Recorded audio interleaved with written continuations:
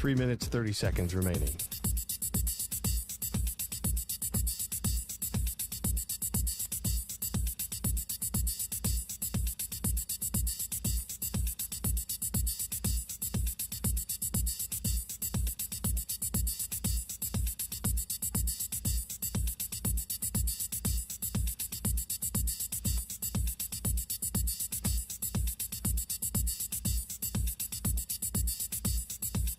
Three minutes remaining.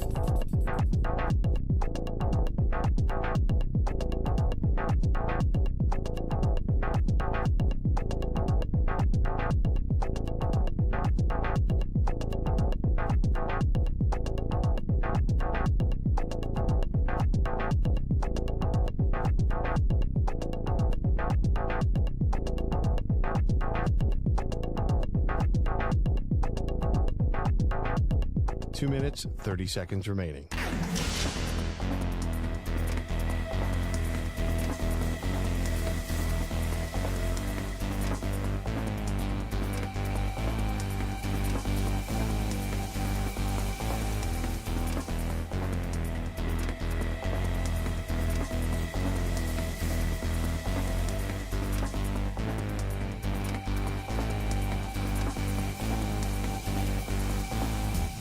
Two minutes remaining.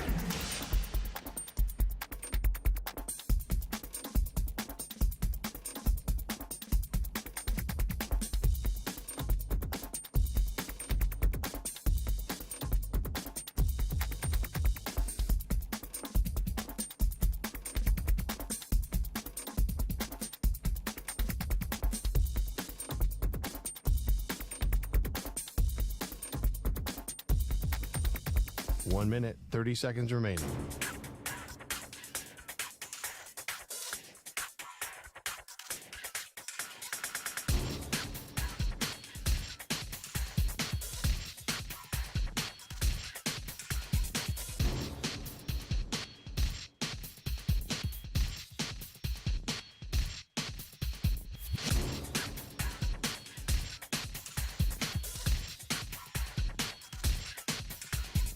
One minute remaining.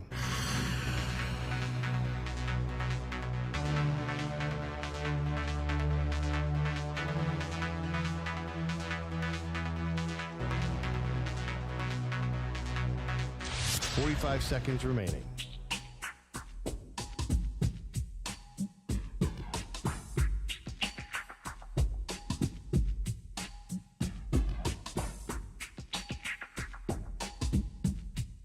Thirty seconds remaining.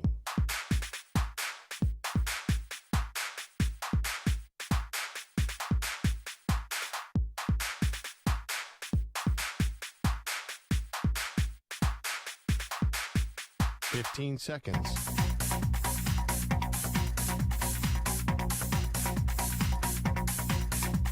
Break ends in 5 seconds.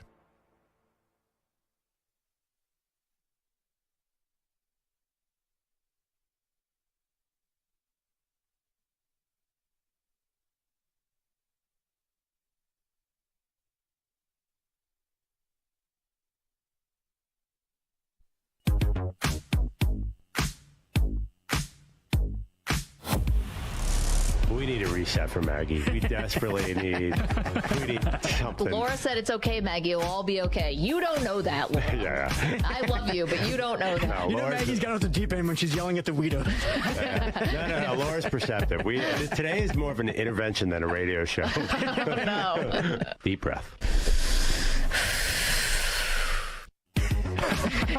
She's doing breathing exercises. I want a camera on Maggie when Drew Gilbert hits a grand slam to win the divisional round, and I just want to be there and say, I told you. 7 years. Yeah. In the year 2030, when I renounce my Mets fandom for good. I'm just kidding. I can't quit you. They are Maggie and Perloff on CBS Sports Radio. This is the Maggie and Perloff Show on CBS Sports Radio. I am not Maggie. I'm not Andrew Perloff. Me? I'm JR. Good to be here with you. I hope you're having a tremendous day. I'm here to get you over the hump. It's Wednesday. Wednesday's about humps, and I'm not going to do a lot of humping, but here I am. We're going to talk about sports radio. It's what I do. It's JR from the JRSportBrief show holding it down this afternoon. I hope you're well. I hope you're safe. Much love to everybody listening all over the country. People on the free Odyssey app, CBSSportsRadio.com, your local affiliate, wherever you might be located.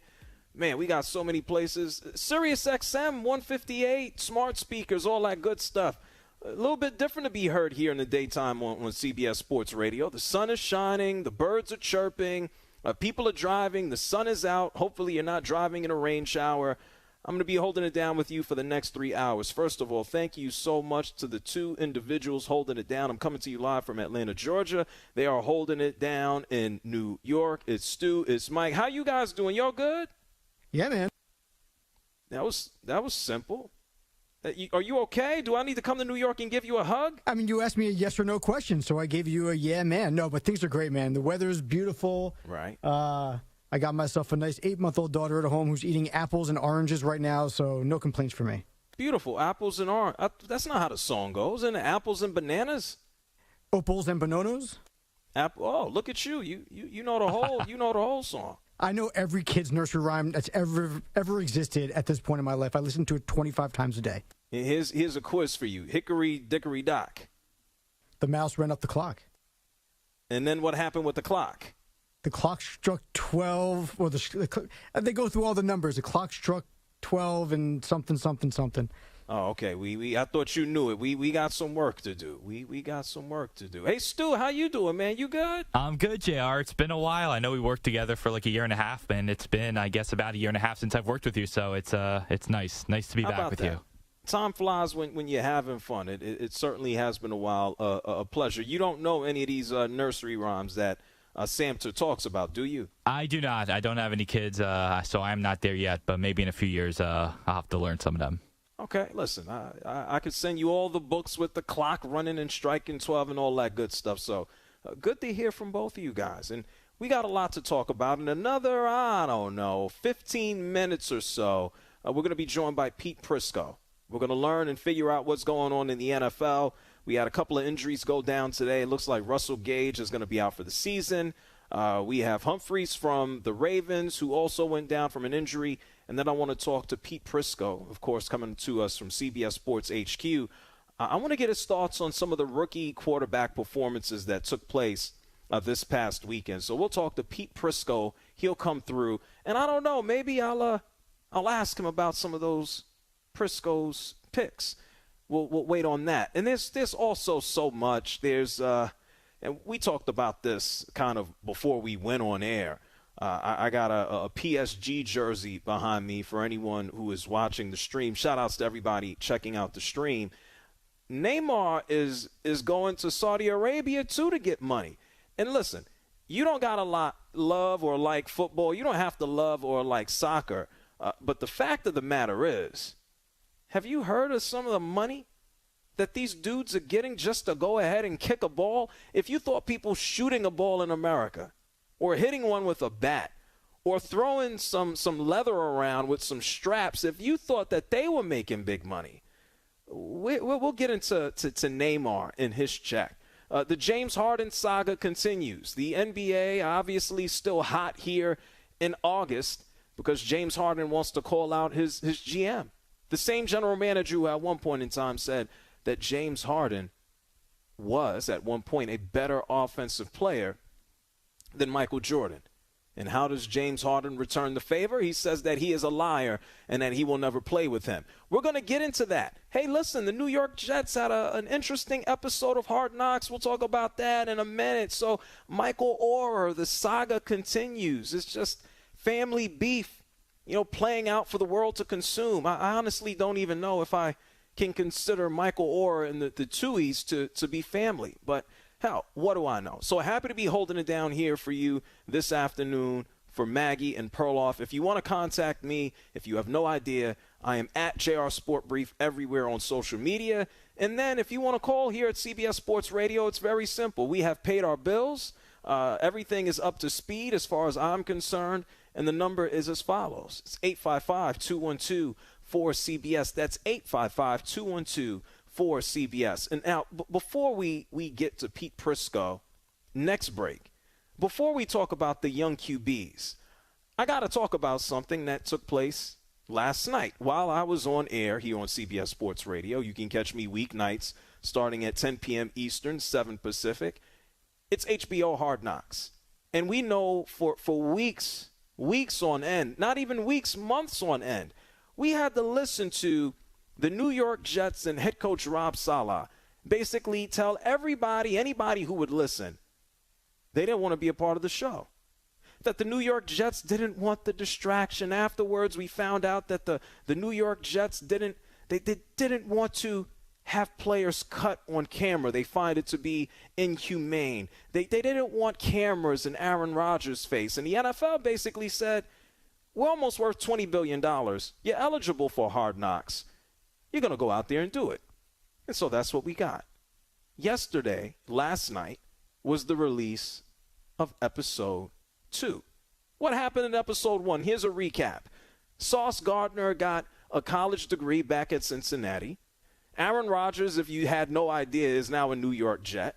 And Rob Saleh is a nice head coach that maybe didn't inspire his players.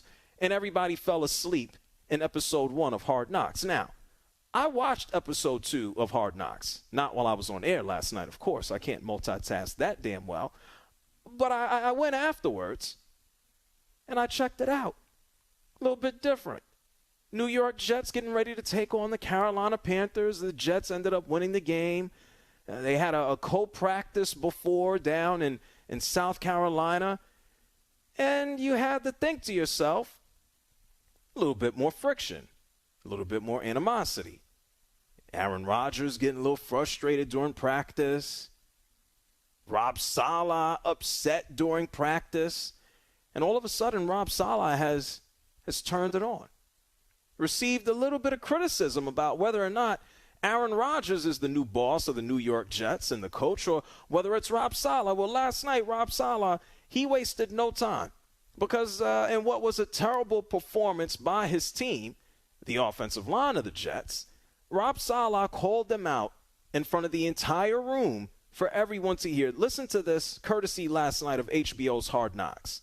Offense. It was our first opportunity to change the stink that's been in this organization for a very long time on the offensive side of the ball. You can have a Hall of Fame quarterback. You can have 2 $10 million plus receivers. You can have a reigning offensive rookie of the year. You can have all kinds of skill in the running back room.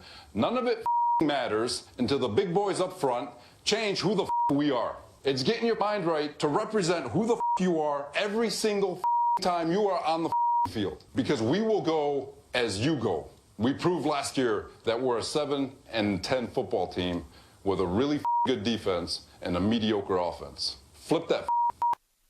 Oh, wow. That doesn't sound like the substitute teacher. It doesn't sound like he's giving him a pat on the back. That sounds like he's trying to give his team a wake-up call.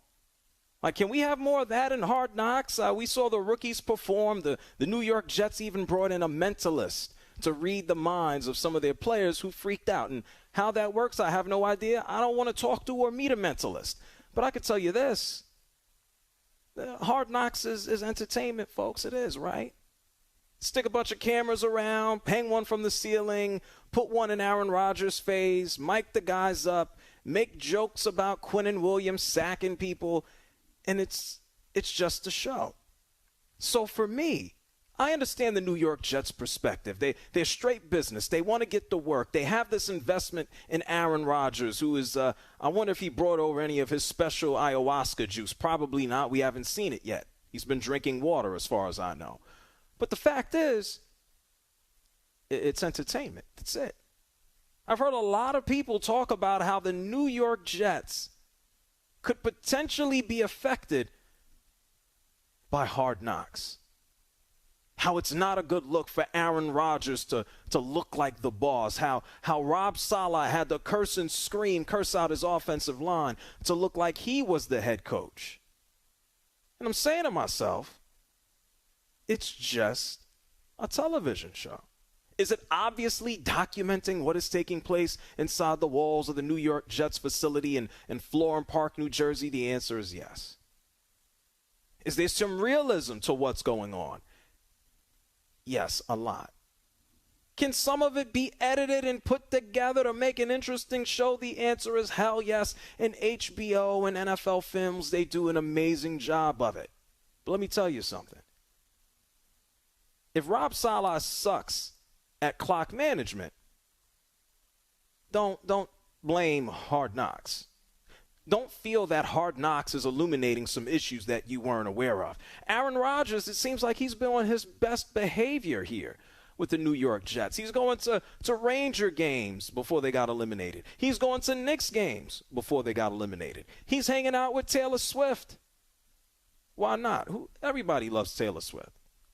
Except for me. All I know is the Shake It Off song. I don't care about her. But the fact is, Aaron Rodgers hasn't had a beef. Not one.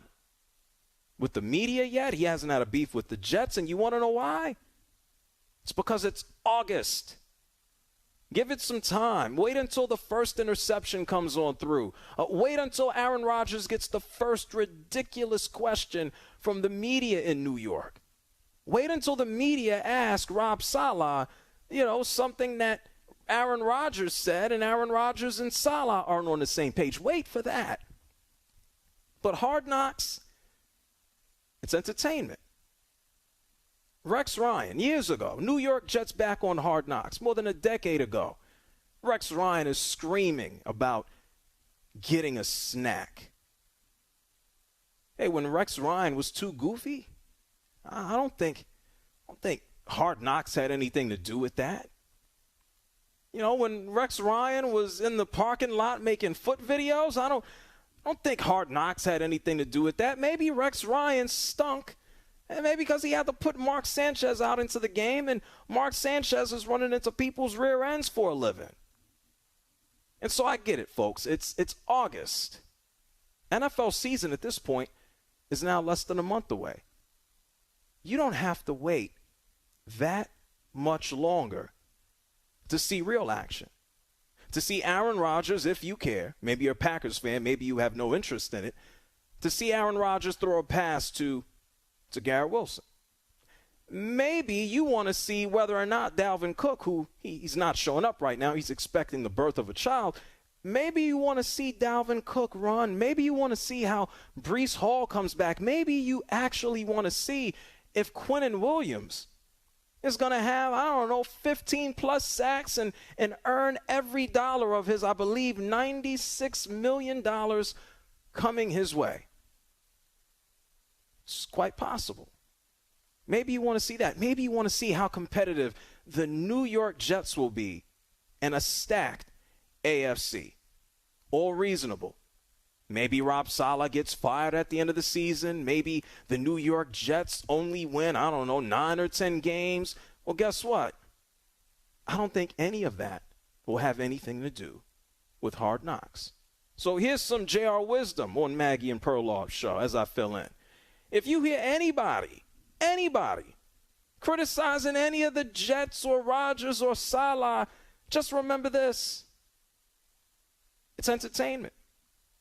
They put a mentalist on the show. They showed a guy going to college, getting his degree. Good on Sauce Gardner. What does this have to do with NFL football? Absolutely nothing. Let me know when they're cracking skulls and I'm not hoping for this. It's terrible. Let me know when an ACL gets torn. Let me know when Aaron Rodgers throws a fit. Let me know when we have action. But for now, enjoy the entertainment.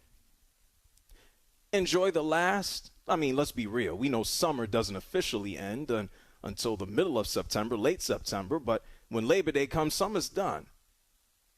Enjoy it. Go to the beach. Eat a hot dog if you do it. Go to vacation, go on vacation. If you are a professional, continue to steal money from your job, take all of the money, and then watch Hard Knocks. But don't look that deeply into it. If the Jets are going to suck, or if the Jets are going to have success, Hard Knocks isn't going to be the flashlight to which you judge the season. It's just entertainment. Me personally, I'm waiting for the Aaron Rodgers breakdown. Oh, it's coming. It's going to happen. It's just a matter of when. No breaking down here. I'm holding it down with you, holding it here for Maggie and Perloff. It's the JR Sport Brief. We're going to take a break. And when we come back, I know that Aaron Rodgers is a veteran quarterback, oldest dude, starter in the league, almost 40 years old in December. We're going to talk about the young QBs. We're going to have a conversation with Pete Prisco from CBS Sports and CBS Sports HQ. I want to get his thoughts on guys who aren't close to Social Security like Aaron Rodgers. It's JR from the JR Sport Brief, holding it down here for Maggie and Perloff. You're in a 5-minute break.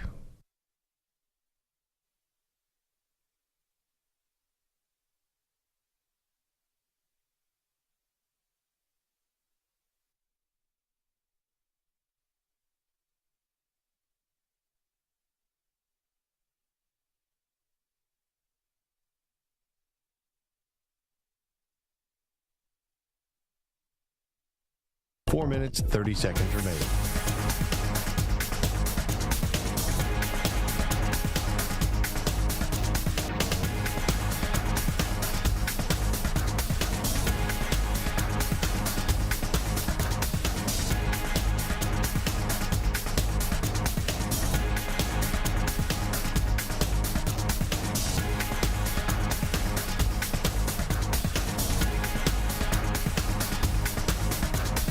Minutes remaining.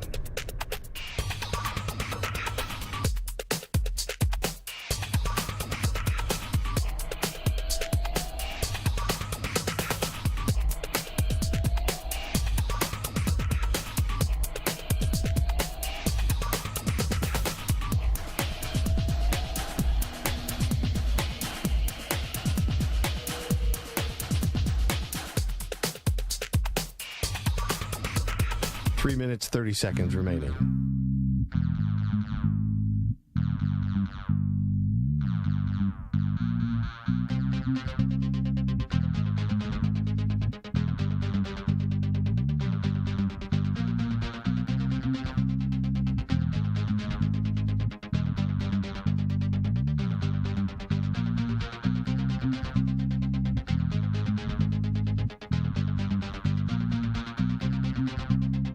Minutes remaining.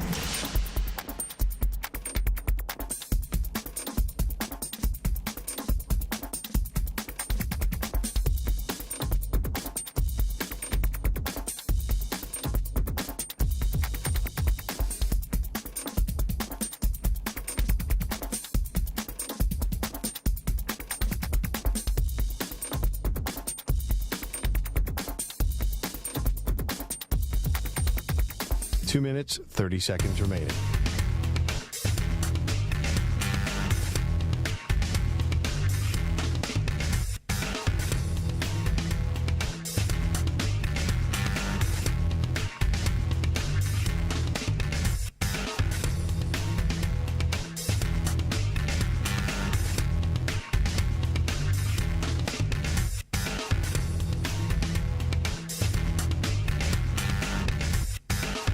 Minutes remaining.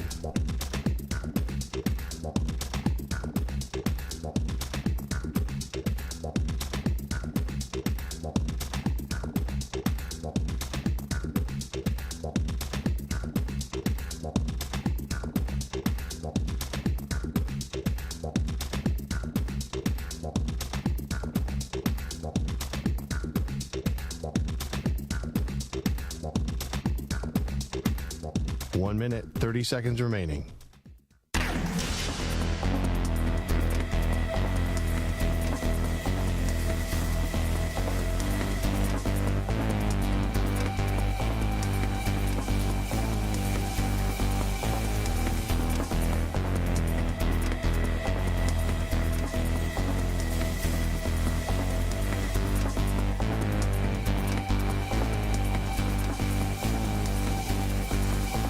Minute remaining.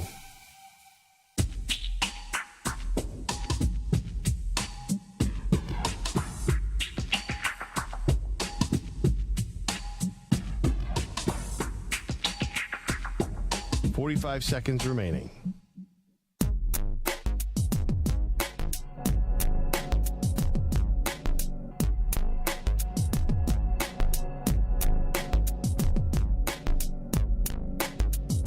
30 seconds remaining.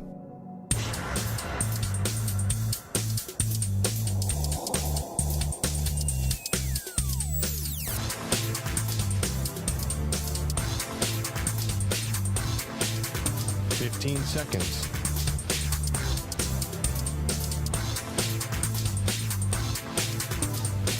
Break ends in 5 seconds.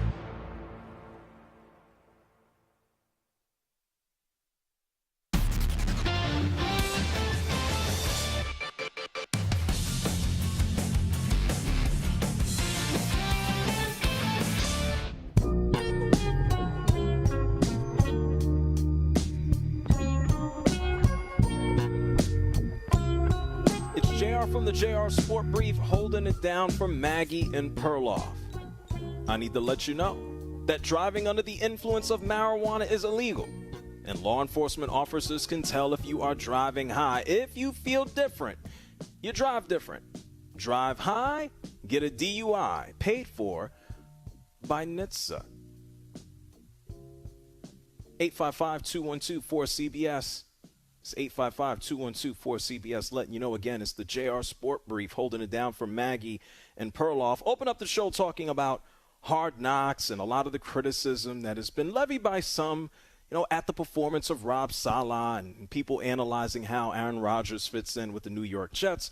All normal conjecture, but I'm interested to see what takes place with this upcoming season. And so to have a full discussion with someone who is very much aware of everything going on in the NFL, it's time to have a conversation with CBS Sports NFL analyst from HQ, CBS Sports HQ. You might have seen his picks. It's Pete Prisco. Pete, how are you?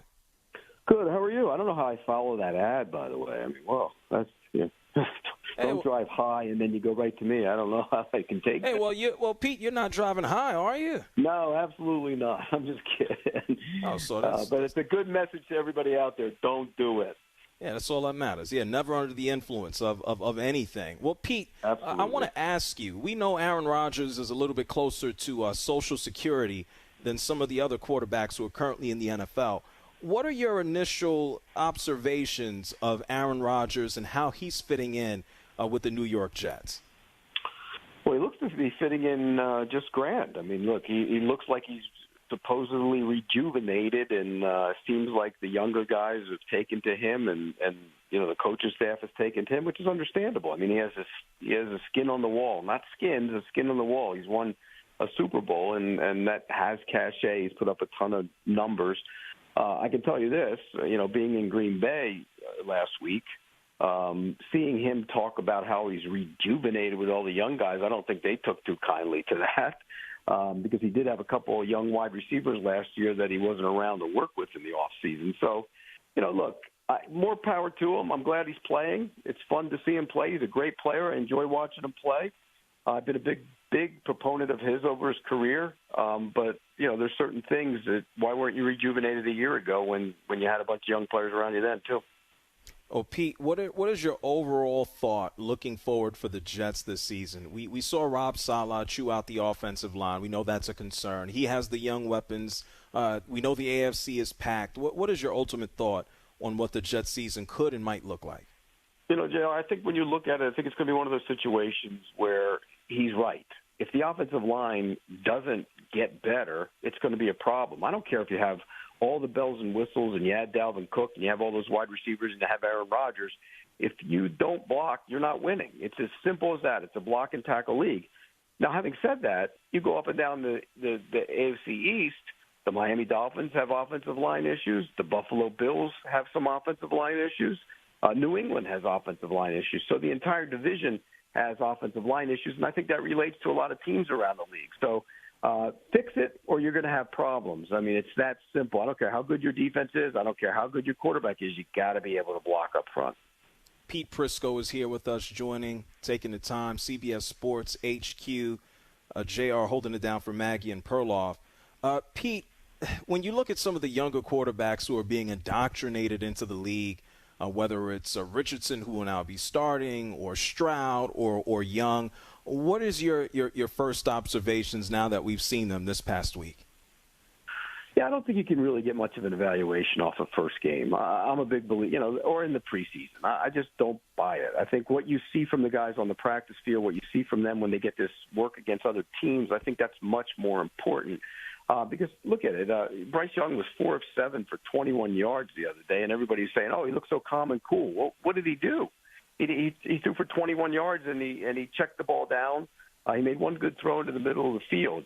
C.J. Stroud was getting brutalized right from the get-go. His line was terrible. He had some guys missing off that line, unfair to him. And then Richardson made some bonehead plays, made some really good plays, was threw high on a couple times. Pittman caught one, and then one went over his head. So you go back and watch them, and I went back and watched them all on tape, and you sit there and you say, okay, there's stuff to like, but there's vanilla defenses. You're not sending a bunch of blitzes at them, so it's hard to evaluate the young quarterbacks in my book.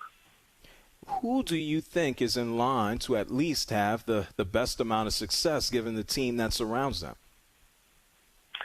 I think it'll be Young. Look, he was the best quarterback in the draft as it relates to how you throw the football and how you have poise in the pocket and everything else. My concern with him was he's little, and really little. I mean, he's not just short, he's little. And can he hold up over the course of the season, but also his career? And that was my concern with him. But from a pure playing quarterback standpoint, he will be the best because he can stand in there. He knows how to go through his progressions and his reads. It's just a matter of if they can protect him. And last week, his offensive line was bad last week against the Jets. And the Jets are good on the defensive line, but they were not good. So his protection has to be better as well. Pete Prisco is here with us, CBS Sports Radio. Pete, talking about Bryce Young and the opportunity that exists with him for the Panthers, we know that the NFC South in a general sense is going through a transformation. The Falcons are hoping they have their quarterback with Ritter.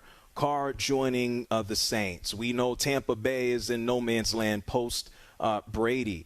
What do you think the NFC South will look like? I had someone who called me last night and said, oh, my God, the Panthers are going to win it out. And I had to go, whoa, wait a minute. What are your thoughts?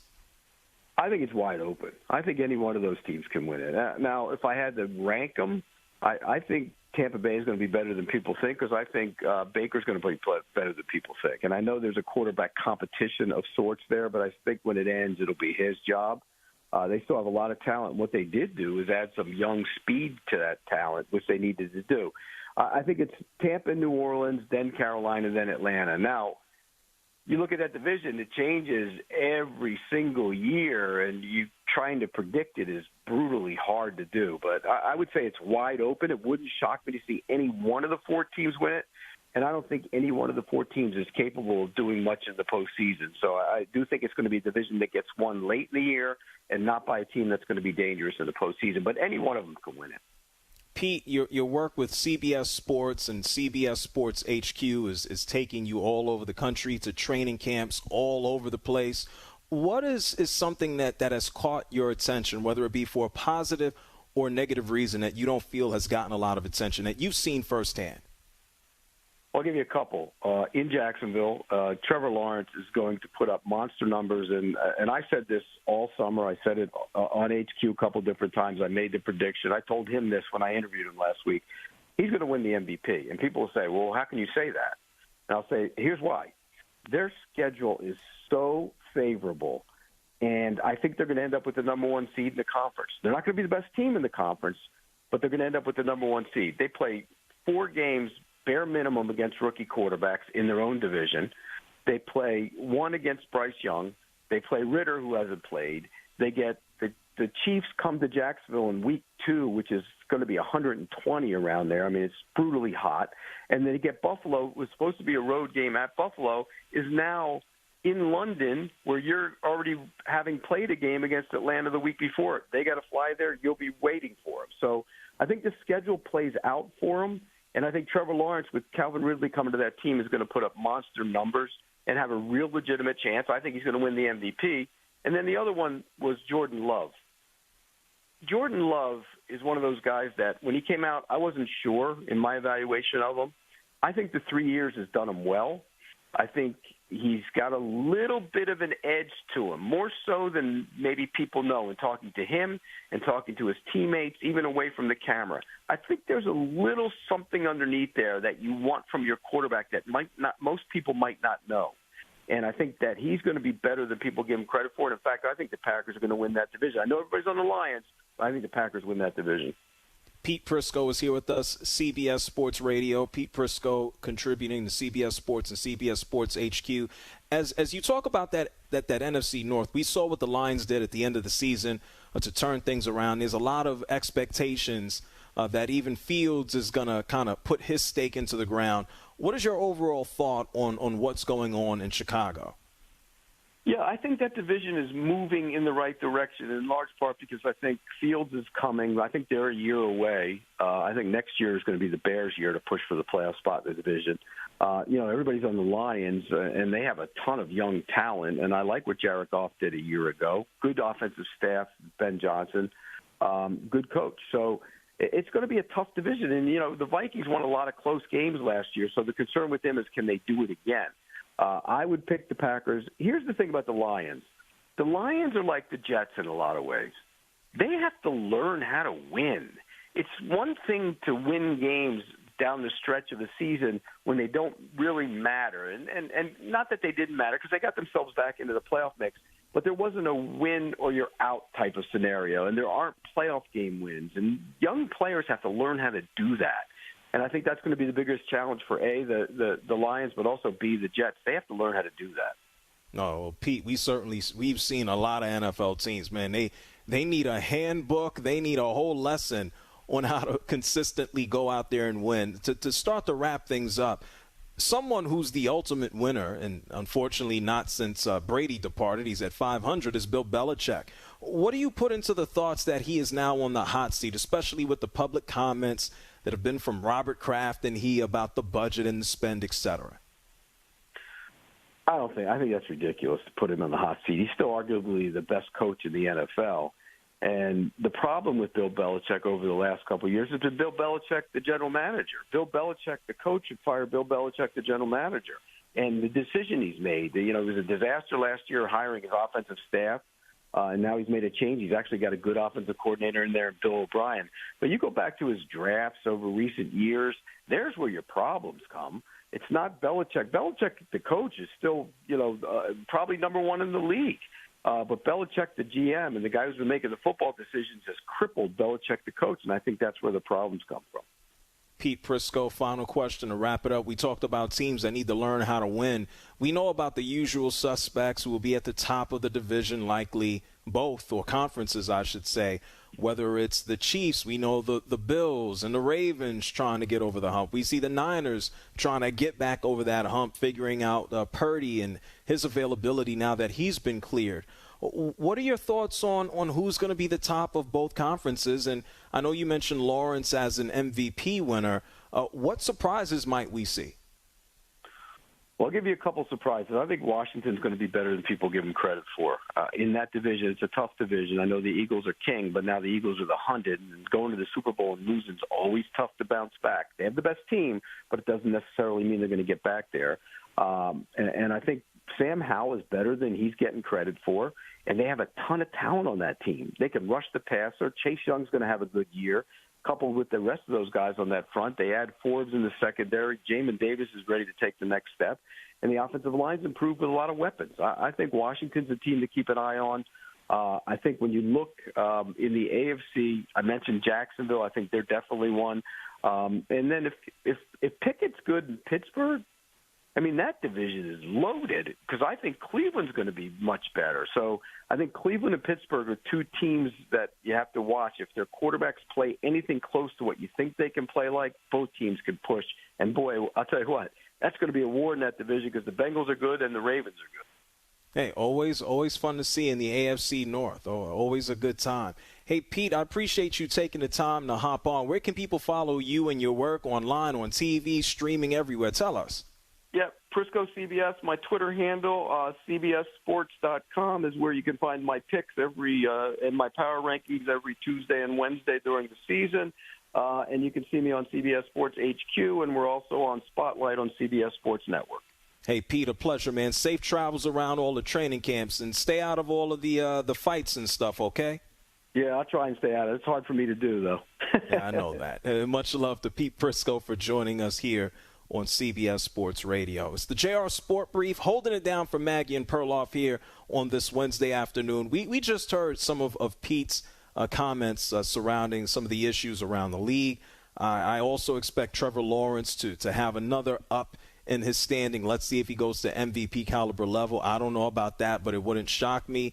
And you also heard what he had to share about Washington. And we know the Dallas Cowboys are there, the New York Giants having Saquon back and adding someone like Darren Waller. They are still there. And so the NFC East always going to be competitive. And speaking of those Washington Commanders, that's still what they're called. I don't know if they're going to change the name in a bunch of years, but this is what they are now. They are in the news again for the wrong reasons. And it has to do not with the current management, but with Daniel Snyder, the former owner. I'm going to tell you about the news that came down the pipe today surrounding Daniel Snyder on the other side of the break. The phone lines are open if you want to give me a call. It's 855-212-4CBS. I'm going to give you an update on what's going on with Snyder. He's not out of the woods. We'll talk about some injuries, and then I want to get back to some of the young QBs who have something to prove. So we have a lot to do. It's JR holding it down for Maggie and Perloff, but right now it's time for Sports Flash here on CBS Sports Radio. Hey, I know this guy. I like this guy. It's Marco Belletti. CBS Sports Radio.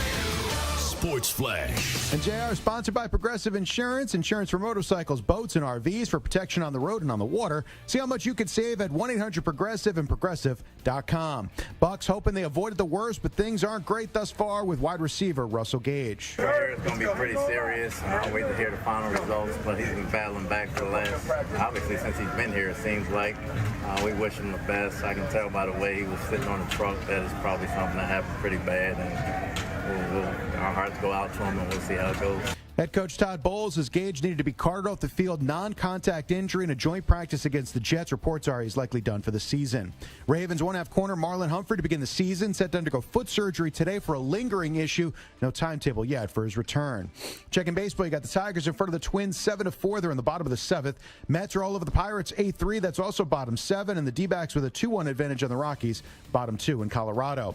Former West Virginia basketball coach Bob Huggins entered a 12-month diversion program to resolve a drunken driving arrest. Under the agreement, a 1-year probation period can be done in 6 months if he meets all conditions, including the completion of an alcohol treatment program. I'm Marco Belletti. Hey, it's Amy Lawrence. Be sure to listen to CBS Sports Radio at home. Just ask Alexa to play CBS Sports Radio. CBS Sports Radio.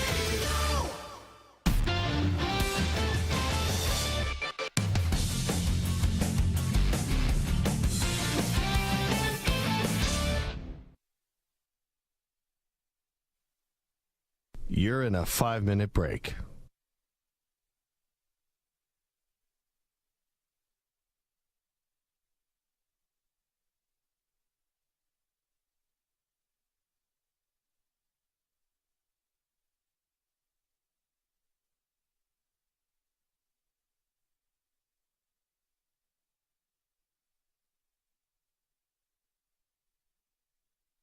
Four minutes, 30 seconds remaining.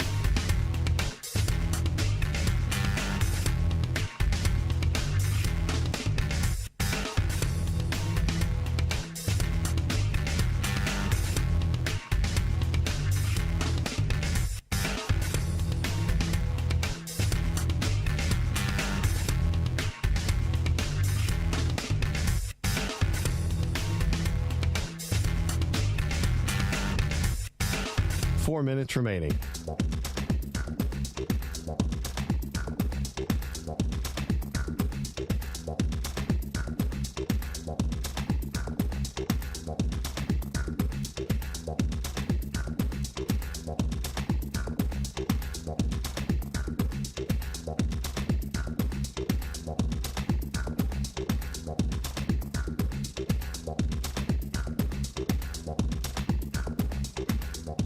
Three minutes, 30 seconds remaining.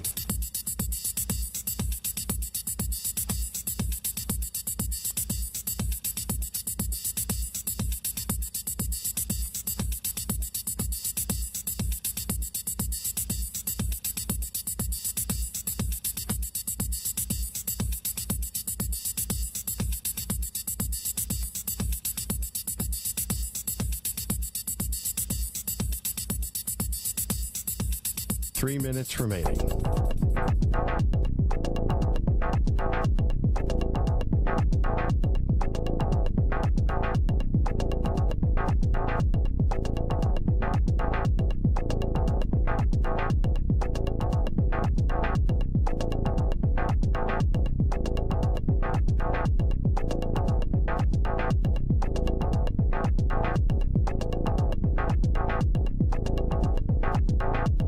Two minutes, 30 seconds remaining.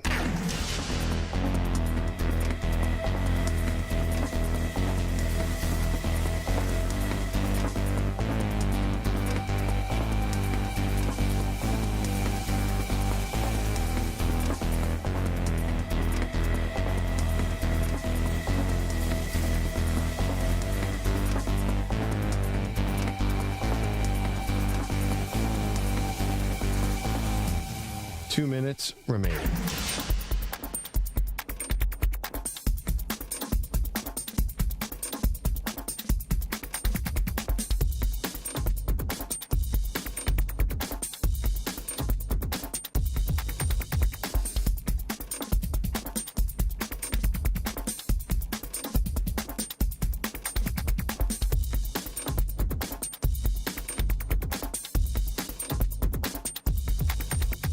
One minute, 30 seconds remaining.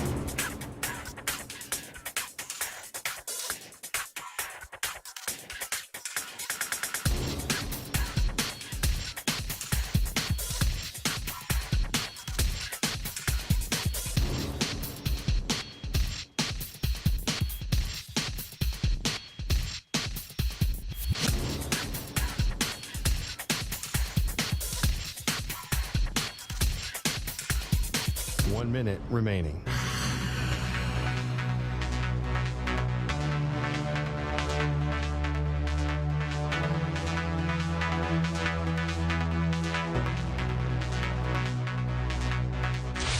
Five seconds remaining.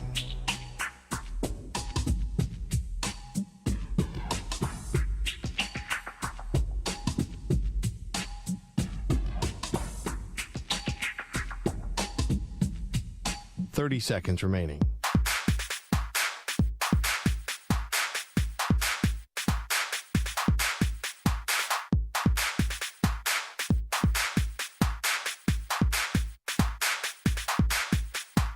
Seconds.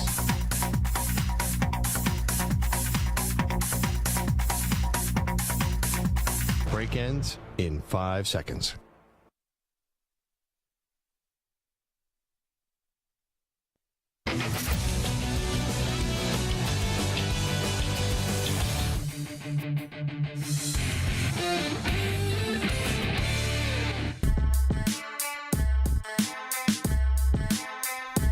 It's JR from the JR Sport Brief, holding it down for Maggie and Perloff.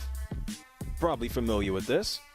It's that time of the show. It's time to Ask the Pros, where you, the listener, get to ask us a question brought to you by O'Reilly Auto Parts. Simply tweet your question at CBS Sports Radio or at Maggie Pearl, P-E-R-L, using the hashtag #AskThePros. Be listening later in the show when we might answer your question. Think O'Reilly Auto Parts for all your car care needs. Get guaranteed low prices and excellent customer service from the professional parts people at O'Reilly Auto Parts. Obviously, I am only one person. I am not two.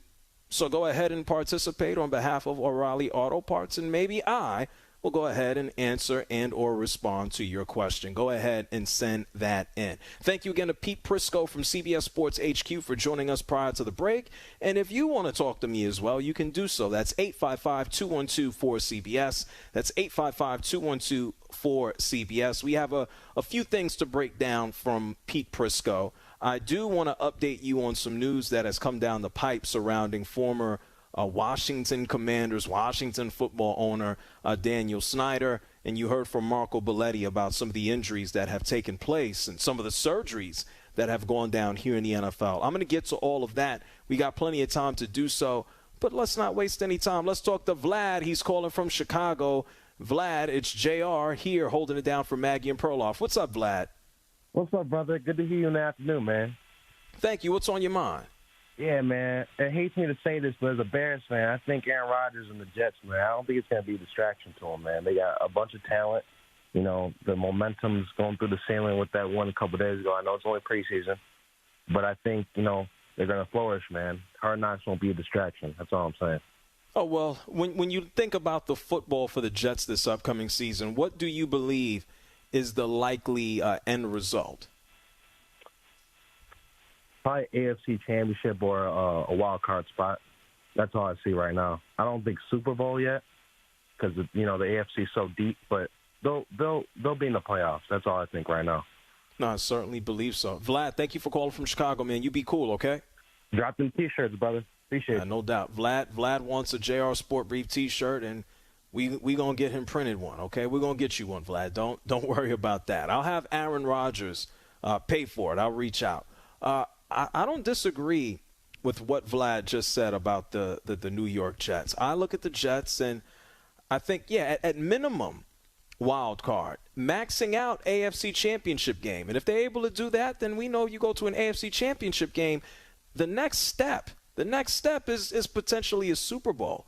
And the New York Jets haven't been to the playoffs in forever. North American professional sports, they have the longest drought.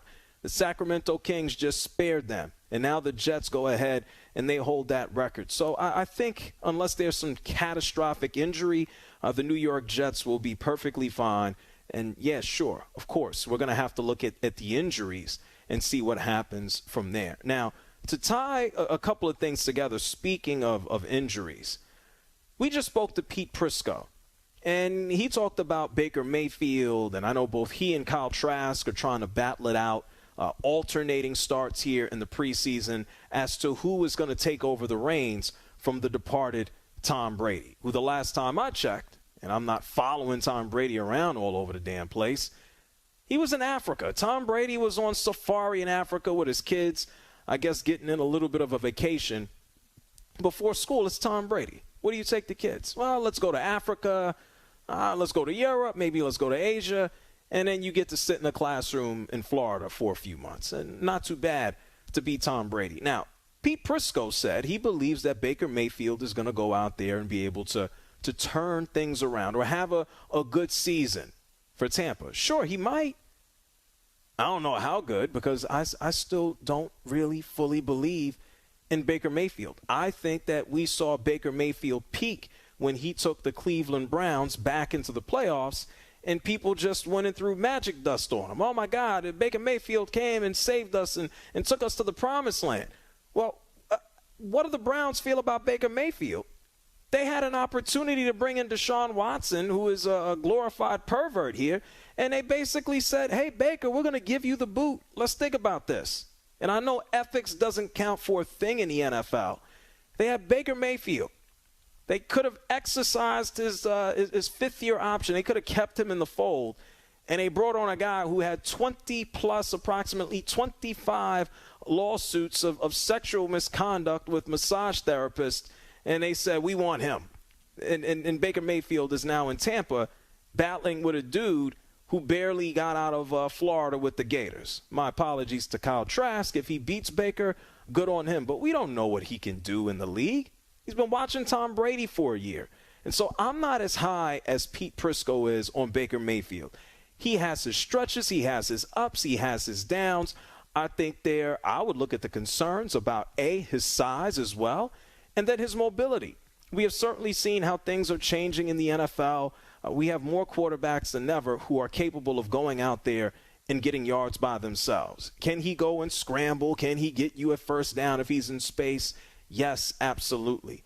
But he's not even, I would say, in that mid to upper echelon of just go out there and get it. He ain't challenging anybody at the line of scrimmage. And so, yes, with Mike Evans and a healthy Godwin coming into his second year off of his surgery, I think the Bucs will be capable of putting up a fight against everybody in the NFC South. But I'm not all that high on them, especially with the news that Marco Belletti just shared in the last Sports Flash, and that's that Russell Gage is out. Someone who used to be an Atlanta Falcon and just had his first year completed with Tampa Bay on the end of receiving passes from Tom Brady. he's gone. And so that's one less weapon for either Baker Mayfield or Kyle Trask to work with. And so, look, good on Baker Mayfield, good on Tampa going out there and having success, but we've already seen the injuries. It's not just the New York Jets, let's be real. It's everybody. We learned that Marlon Humphrey, foot surgery, going to miss at minimum a month of the season for the Ravens. And please tell me if you heard this story before. The Baltimore Ravens hurt, injured. It doesn't matter if it comes down to their running backs. It doesn't matter if it comes down to their defenders. Marlon Humphrey now hurt. Marcus Peters gone now, but he was hurt when he was there. And then the biggest name of them all is Lamar Jackson. Like, how many games are we going to be able to see Lamar Jackson go out there and connect with Odell Beckham Jr.? Like, it's a dream. And as Pete Prisco joined us, we talked about teams that can get over the hump or close or not close or where they're at. How much longer do we have to wait before the Ravens just, I don't know, maybe go to the Super Bowl? Maybe Lamar Jackson will get his respect if that happens. And maybe the same thing for Josh Allen. And so these are teams that are close, but we already see injuries having an effect on some of these teams. And it's the preseason, okay? I mean, Dalvin Cook, we talked about the Jets. Dalvin Cook dealing with a shoulder issue, and now he's waiting on the birth of his kid. And then Breece Hall comes back from an ACL. It's the NFL, folks. People are going to get hurt, and people are going to get injured. It's just the nature of the beast. Look out for Tua Tagovailoa. I got no idea what's going to happen with that dude's head. I'm just calling a spade a spade. Who knows? We might even see Stetson Bennett at one point this season. Second oldest starting quarterback in the entire NFL behind Aaron Rodgers. Matthew Stafford is 35 years old. We might see Stetson Bennett. Wilder things have happened. It's JR holding it down here with you for Maggie and Perloff. Let me tell you this. On the other side of the break, we have talked so much about QBs. I just mentioned a bunch of them. You got Old Man Rodgers, you got Matthew Stafford, you got Baker Mayfield. There was a dude who was named the starting quarterback for the Indianapolis Colts. And is it too soon? Is it too early? I'm talking about Anthony Richardson. We're going to talk about Anthony Richardson. I'm going to tell you about Daniel Snyder. How could he possibly still be in the news here for Washington? He's not even owning the team. He might be in some government trouble. Always some news here in the NFL. It's JR holding it down for Maggie and Perloff. I will fill you in on it all on the other side of the break. Don't move. It's CBS Sports Radio.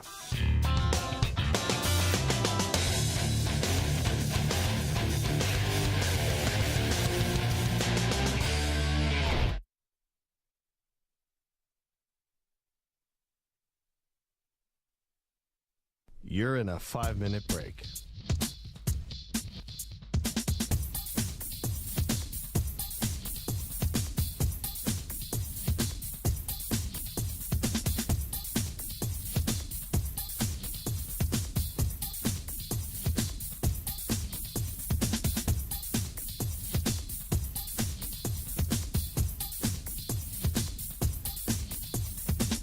Four minutes, 30 seconds remaining.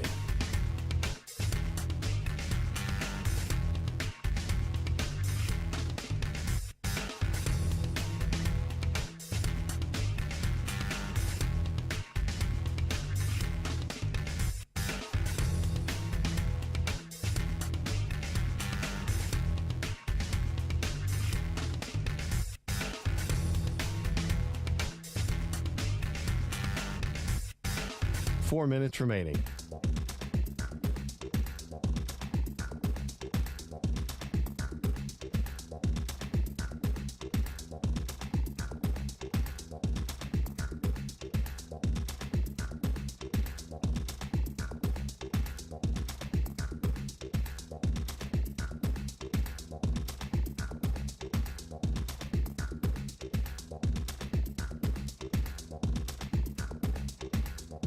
3 minutes, 30 seconds remaining.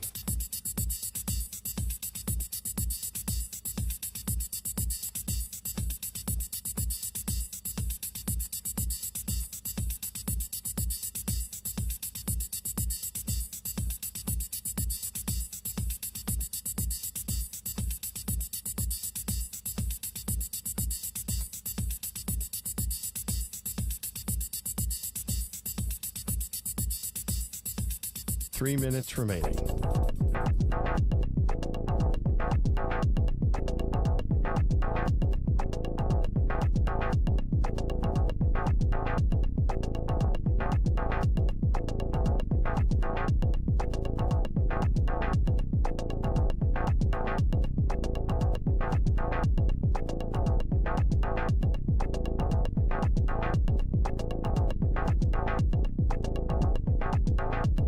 Two minutes, 30 seconds remaining.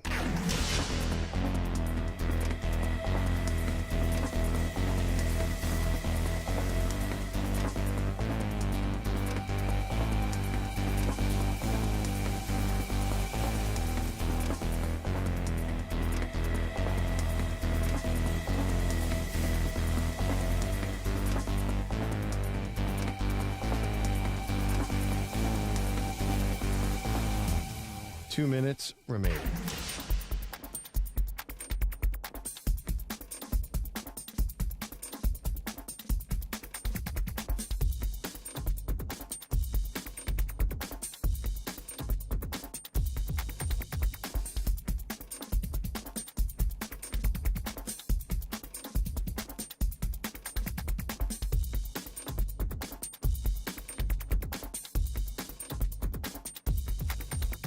One minute, 30 seconds remaining.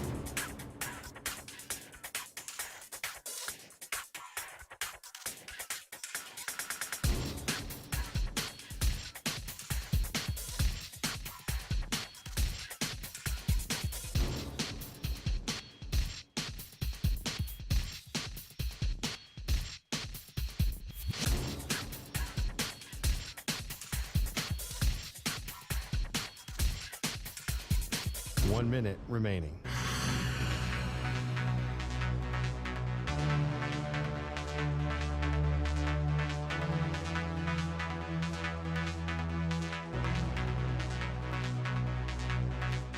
$45 seconds remaining.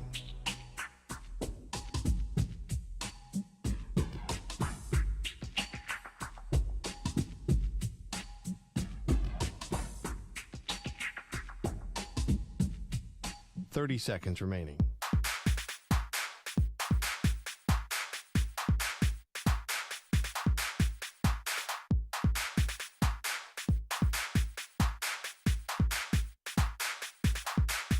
$15 seconds.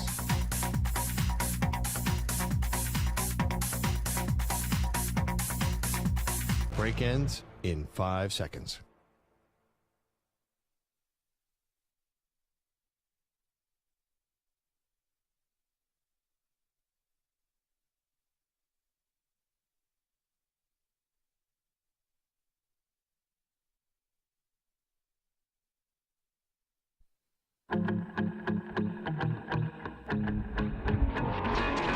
The Altuve buzzer is definitely. Oh, you guys are nuts if you think he actually had a buzzer under there. He did it. What?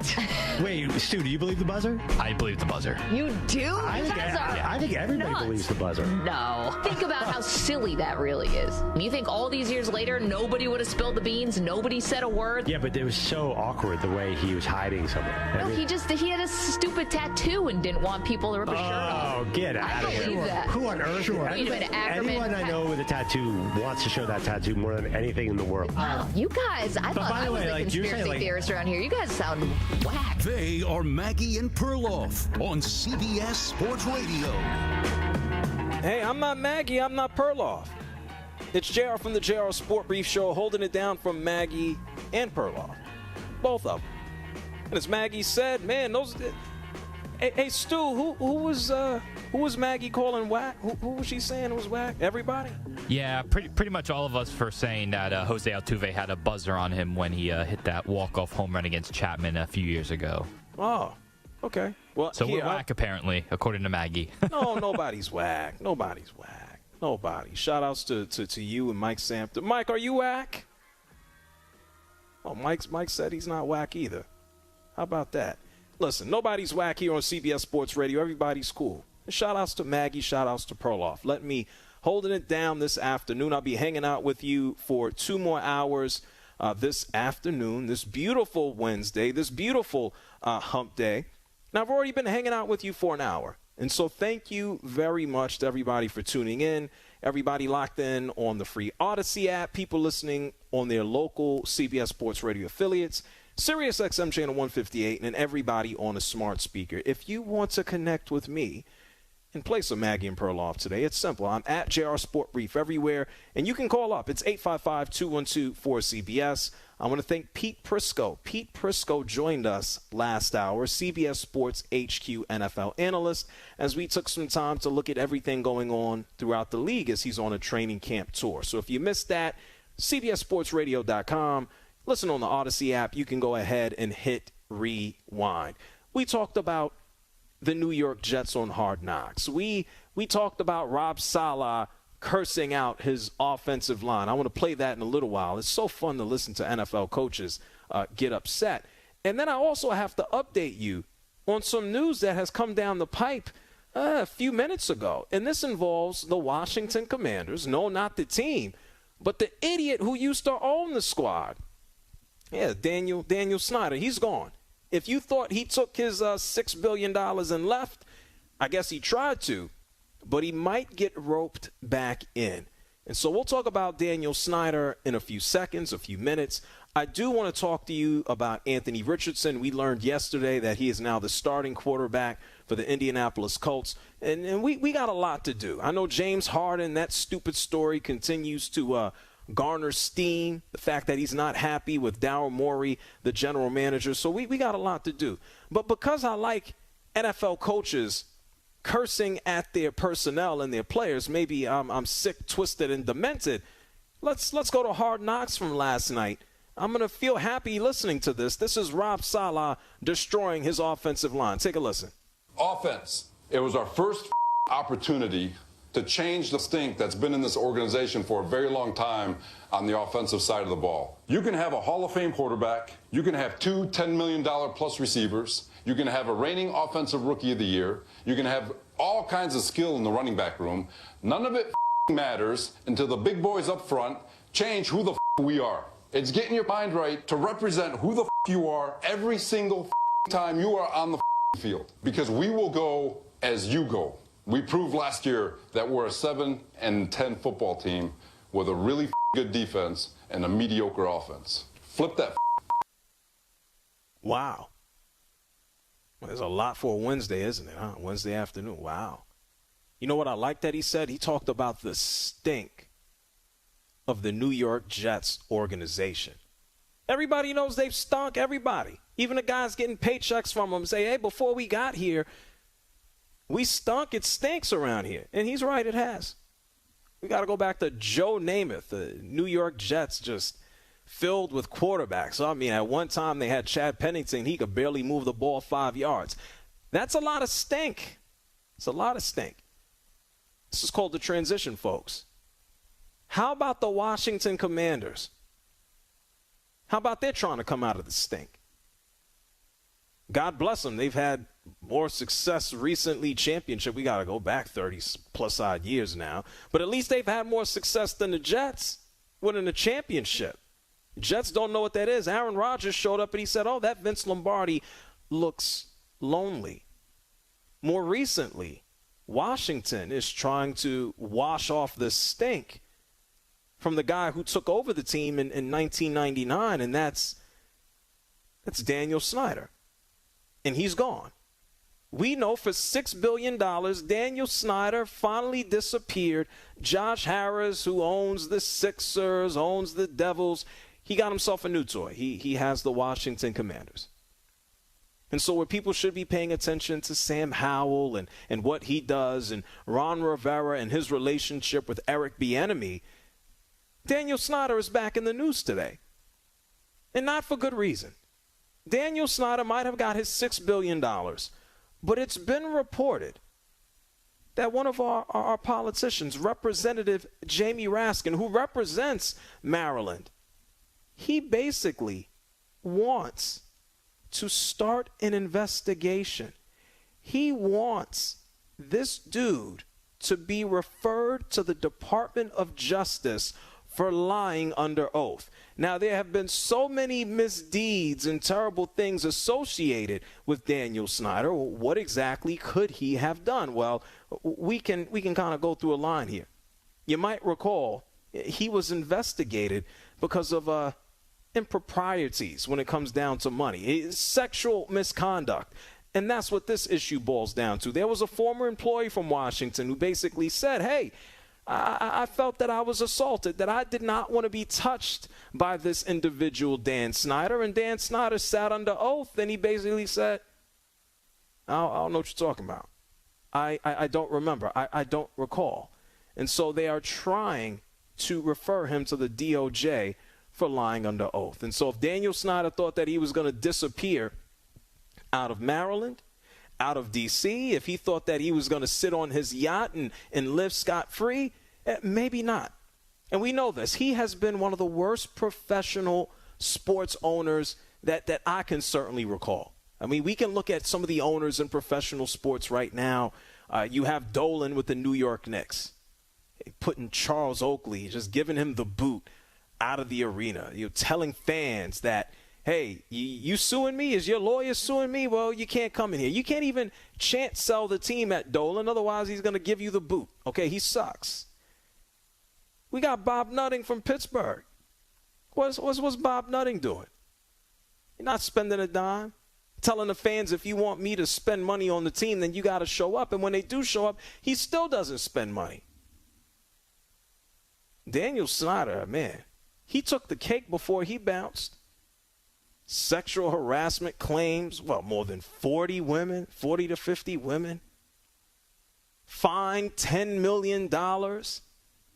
This is the same Daniel Snyder who wanted to sue an old couple, an elderly couple, because they could no longer afford their season tickets. Do I need to tell you about the stadium? It was falling apart. It's still falling apart. They don't want to play there. The water is terrible. The sewage is terrible. Pipes are bursting. Things are falling out of the sky. You don't know what it is. They have to put a tarp on the upper level of the field. Do I need to even talk about the name change? Daniel Snyder swearing up and down, I'll never change the name. He changed it when sponsors said, hey, all this George Floyd situation here, you need to change the name, otherwise we out. Daniel Snyder was terrible, and now he might get his comeuppance.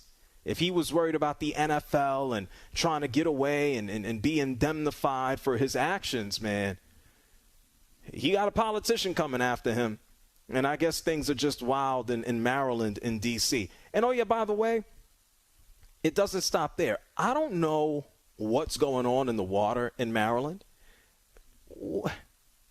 The Angelos family, what's going on with them?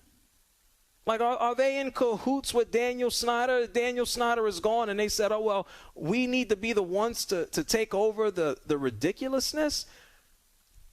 Stu, I know. You have heard all about this Kevin Brown situation, right? Oh, absolutely, yeah. How? And they put him in mothballs. Everybody is up in arms about it. He comes back to work on Friday, this past Friday.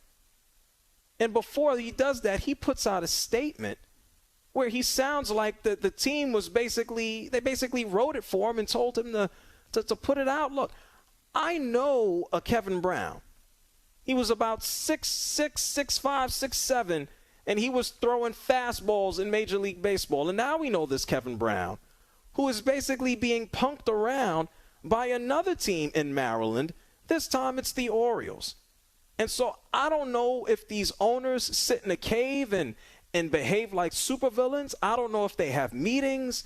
I don't know if they take minutes. But whatever the hell is going up in Maryland needs to be checked upon. And yes, we've heard it before.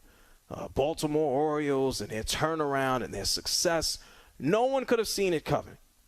But if you believe that people in America, shout out to everybody listening here, if you think people care about the Orioles, then you are sadly mistaken.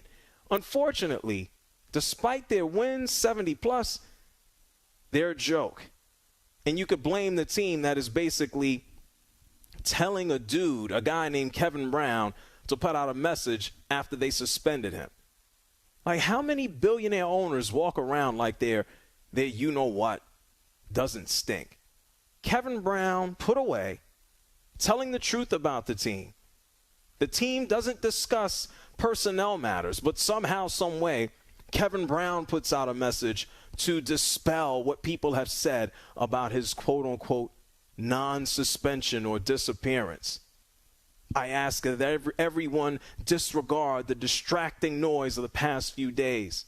I work closely with the Orioles vice president and the family, the owners. I have had solid dialogue based on mutual respect. We're all good here in Birdland. I'm proud to be an Oriole and call Baltimore home. And there is no place in baseball I'd rather be now and for the long haul. Go Orioles. So the Orioles are not going to discuss or put out statements about employees and their employment status, but Kevin Brown, the employee who was allegedly suspended and put away, he's putting out a statement. Come on now. I don't know where Kevin Brown is. I don't know where he's located right now, this moment, this second, but somebody call him. Somebody check on him. Somebody tell him to blink twice if he's okay. We got some crap owners, terrible owners in the world of sports. And I think more of America is finding out about the Angelos family and the garbage that they're doing. Like trying to figure out when and where and how they want to sign the lease for Camden Yards. What a distraction. So Daniel Snyder, not out of the woods. And Kevin Brown, he's back to work like nothing happened. You would think that this dude would have disappeared and he got everybody having his back, and he came back to work because his bosses told him, hey, man, it's okay. Put out this message and let's move on like nothing happened. Sorry to everyone in Baltimore. They got it bad. Wizards stink. Commanders, you have some hope unless Eric Bieniemy is really ticking off the team. The Nationals, oh, my God. Oh, it's just a bunch of young players. How about the biggest story with the Nationals is a dude who helped them win a World Series and can't even pitch in Steven Strasburg. I think I've gone through the teams. Capitals. Hey, Stu, am I missing anything? I went through NBA, NFL. The Ravens got hope. Yeah, the Ravens might be the only hope in that entire area between D.C. and Maryland. And Washington fans, be happy, be thrilled. At least Daniel Snyder is out of the building. It's JR holding it down for you here for Maggie and Perloff. We are going to take a break. And speaking of Baltimore, a little bit of an association here, on the other side, we're going to talk about a cult. Yes, an Indianapolis cult, not a Baltimore one, who was recently named the starting QB for his squad. It's Anthony Richardson, already getting thrown into the fire as the starter for the Colts. I'm going to tell you why I think that's a bad idea. I got a full explanation for it. It's JR from the JRSportBrief, holding it down for you right here, Maggie and Perloff, CBS Sports Radio. You're in a 5-minute break.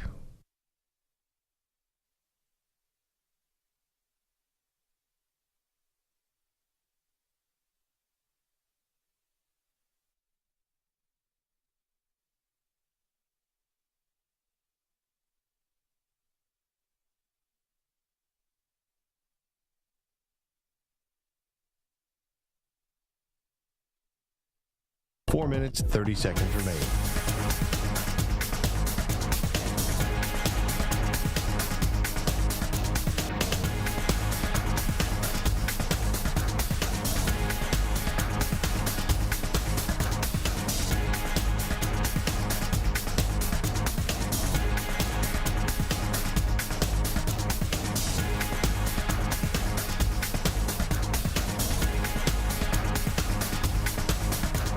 4 minutes remaining.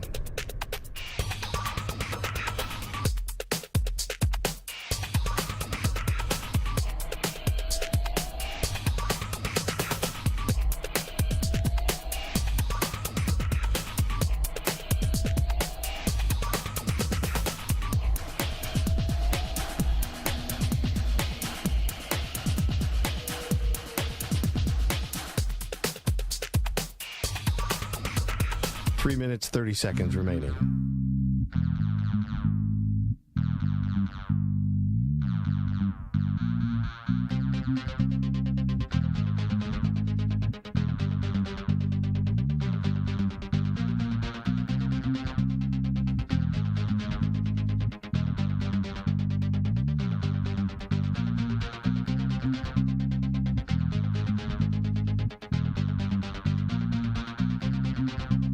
Three minutes remaining.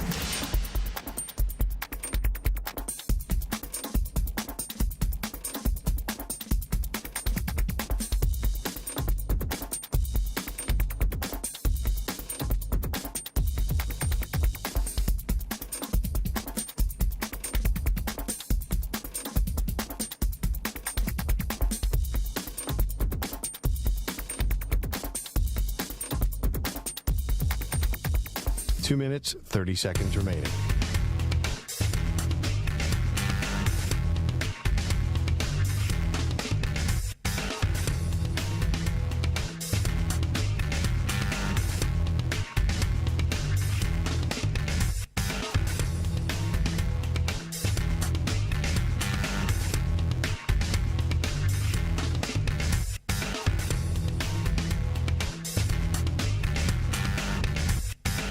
Two minutes remaining.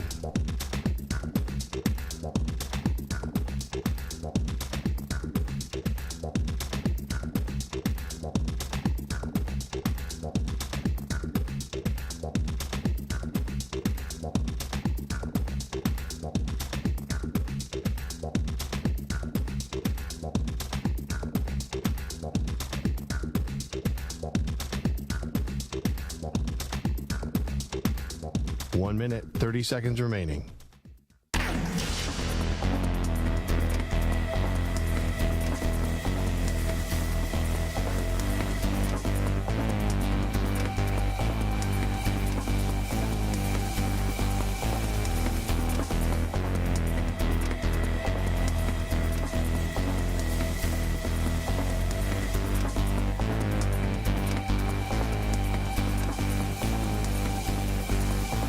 Minute remaining.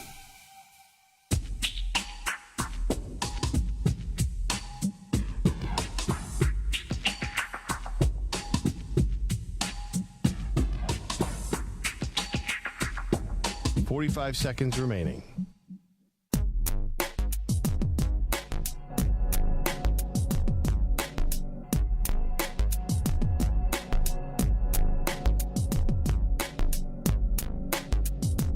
Seconds remaining.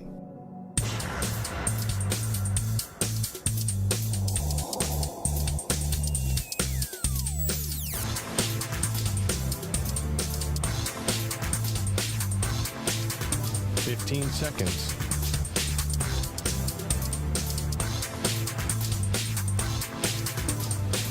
Break ends in 5 seconds.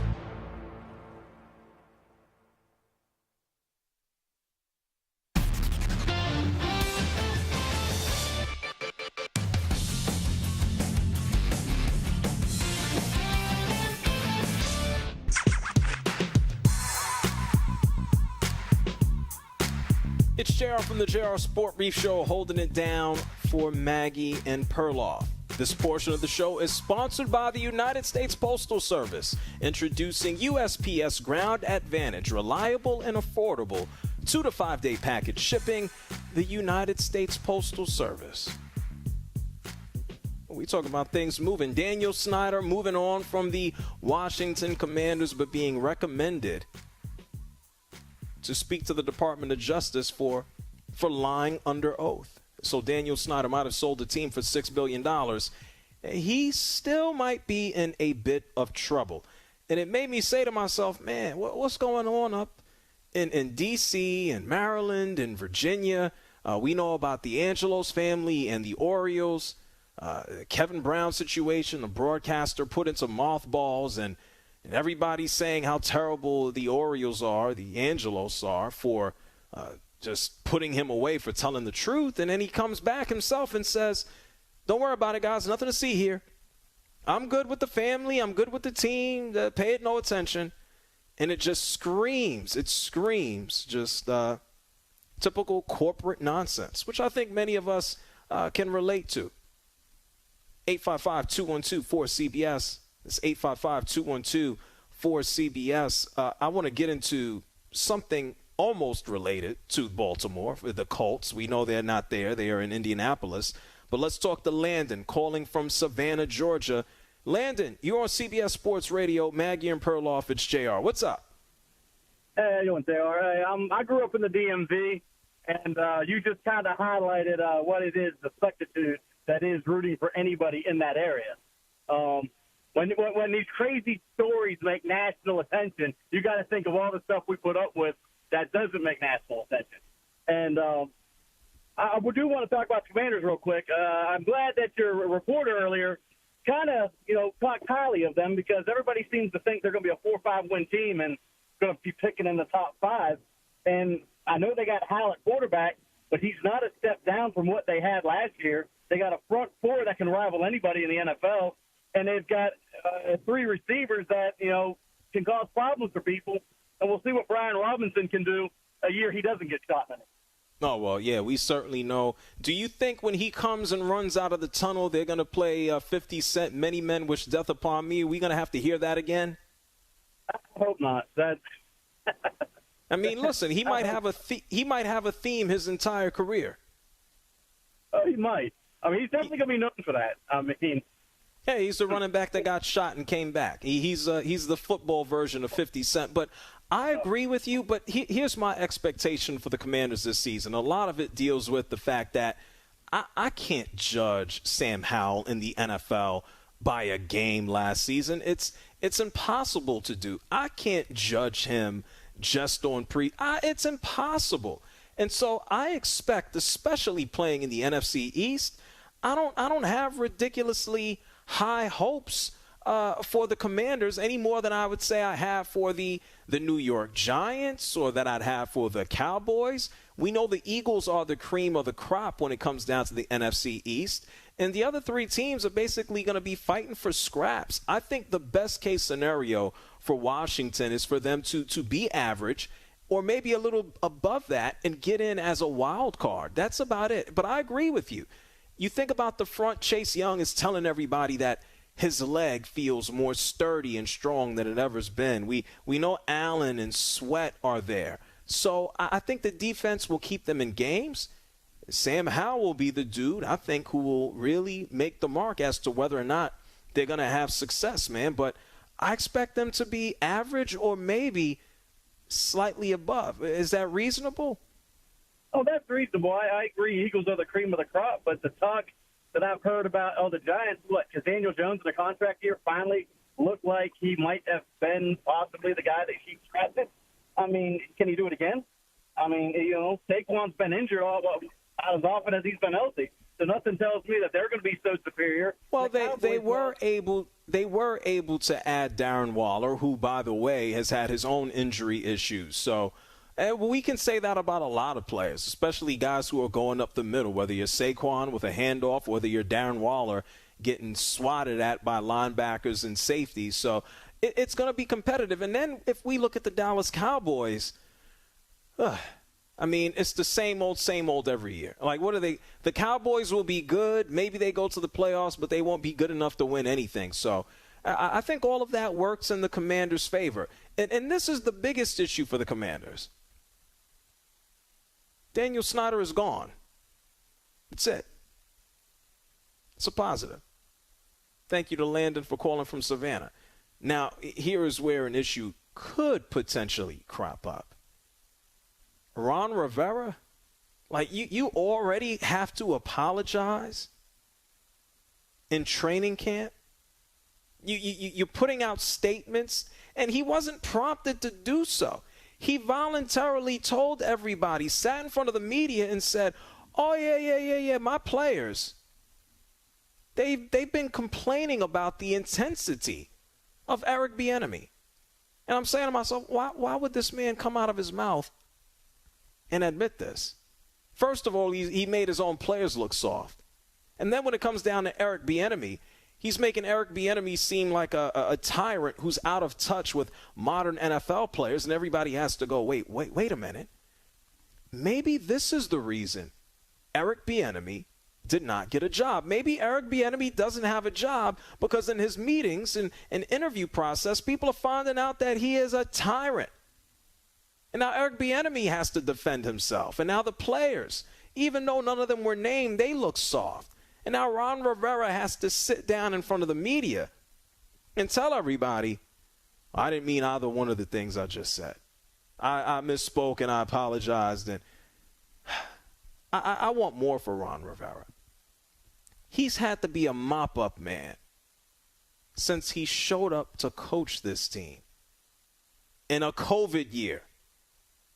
He had to deal with all of the fallout with the team and the name change and the color changes, or at least the logo changes, and Daniel Snyder and George Floyd. And then, unfortunately, he's had his own health issues and family health issues. And he's had to not just coach Washington.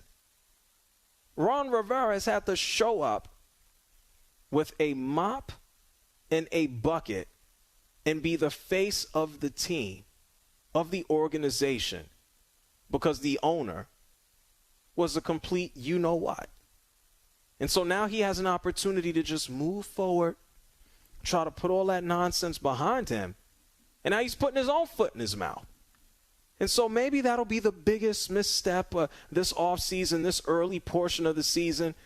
But let's just leave things where they are. Hopefully he is able and capable of moving forward. And leave Eric Bieniemy alone. God doesn't even get to the regular season and people are snapping on what type of dude he might be and how he relates to the players. At this rate, he'll never get a job.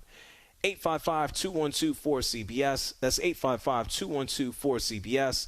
JR from the JRSportBrief show holding it down for Maggie and Perloff. Let's go to Oregon. And let's talk to Sean. Sean, what's on your mind? You're on CBS Sports Radio. Hey, JR, thanks for taking my call. Hey, I heard what you were saying about the Cowboys, and I think the Cowboys are going to be good enough to beat the Jets in the second game of the season. And when I'm looking at the Jets' schedule, they look like they got a pretty tough schedule. I mean, what game you look at and you think, man, we got this game? Well, when they play the Commanders, maybe one of those games with the Dolphins, maybe one with the Patriots. I mean, it looks like they got a pretty tough schedule. If they come out with even 6-7 wins, I'd be surprised. I'm not going to put them down that bad. The New York Jets won 7 games last year with a quarterback who couldn't even stand up and take accountability for everything that took place in front of him. Their defense certainly kept them and held them down into games. The only reason or the only way I could see the New York Jets taking a step back would be if the New York Jets suffered a ridiculous injury. And I got to be honest, I am not all that down, and a catastrophic injury to Aaron Rodgers. I'm not all that down on Zach Wilson. I think the opportunity to sit back and learn from Aaron Rodgers is something he can benefit from. And if he is thrown into the fire, is he Aaron Rodgers? No, I don't think anybody is. He's one of a kind. Yes, he's 39 years old. He's still one of the greatest quarterbacks that the NFL has ever seen. But Zach Wilson, is he a step down? Yes, it is. You can't replace experience. You can't replace MVPs. But I'm not going to put the Jets completely in the toilet. The Jets' schedule is difficult to start. Buffalo, Dallas, New England, Kansas City, Denver, Philadelphia. Yeah, it's not going to be easy out of the gate. Now, having said that, to say that, oh my God, less than 7 wins, that's not fair. I mean, if you look at the back end of the schedule, and this is the beautiful thing. If you're a Jets fan, be happy in this. There are winnable games here. Typically, you can look at a schedule and go, man, am I losing this game? Am I winning this game? is this a game I can be competitive in? The New York Jets have yet to have a QB where you go into the game and you say, oh, wow, we got a QB we can win. Oh, my God, we got a quarterback where we can actually, go on a 2-minute drill at the end of a game and actually win a game-winning field goal. The Jets haven't had that guy to evoke any type of confidence. They've been yelling this in Hard Knocks. It's like, hey, we have a QB who will keep us in any game. I think that's what you want at minimum. So let's not crap on the Jets. And the Cowboys, it's the same old every year. Let me know when the Cowboys actually go out and win something. Jerry Jones, running his yap a few weeks ago, asked about Super Bowl potential. At this point, don't even ask him. Let's just replay the same audio clips every single year from Jerry Jones. Let's recycle them. Because at this point, there's nothing new. Maybe Dak go out there and do some work. And the same old story with the Cowboys. What else is new? It's JR from the JRSportBrief holding it down for Maggie and Perloff. 855-212-4CBS. We're going to take a break. When we come back, we're going to get into Anthony Richardson and the fact that he was named a starter here for the Indianapolis Colts. But before we do that, it's time for a Sports Flash with Marco Belletti.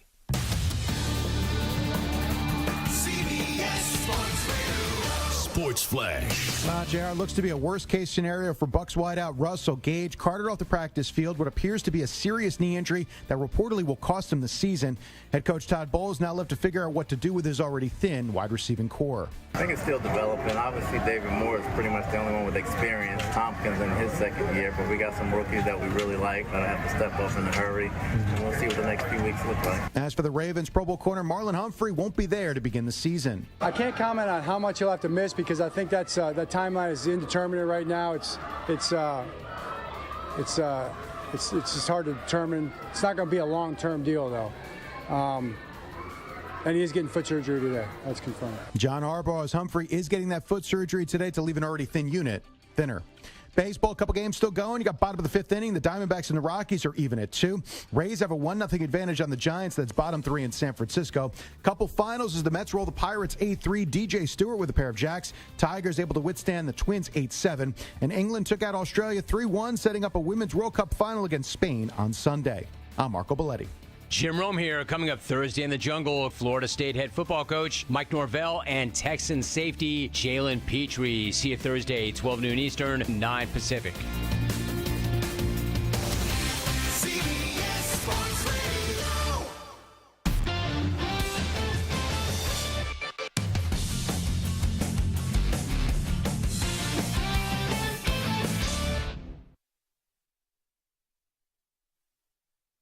You're in a 5-minute break.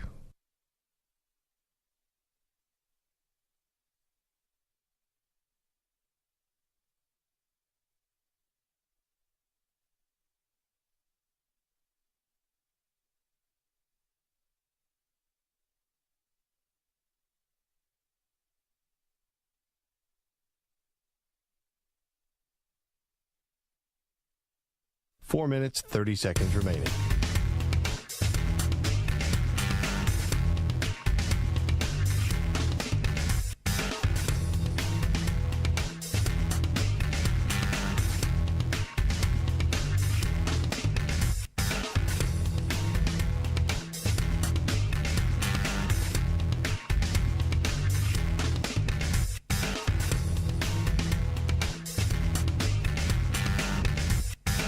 Four minutes remaining.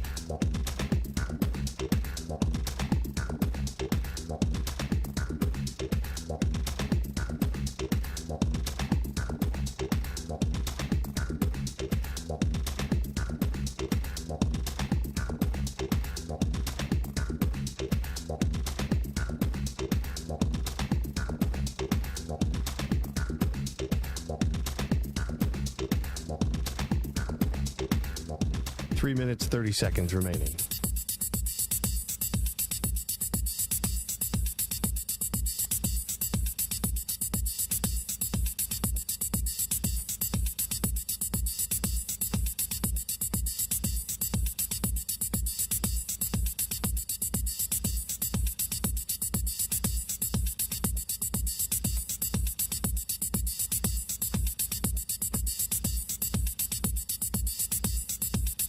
3 minutes remaining.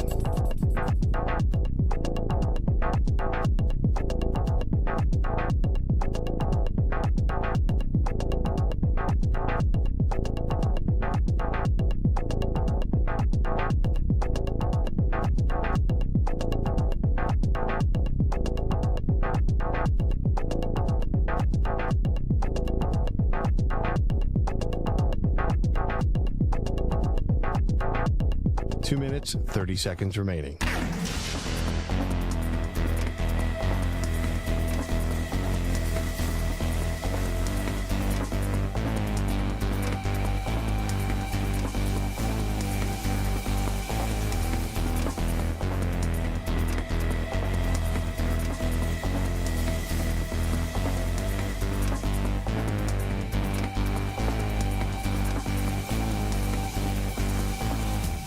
Two minutes remaining.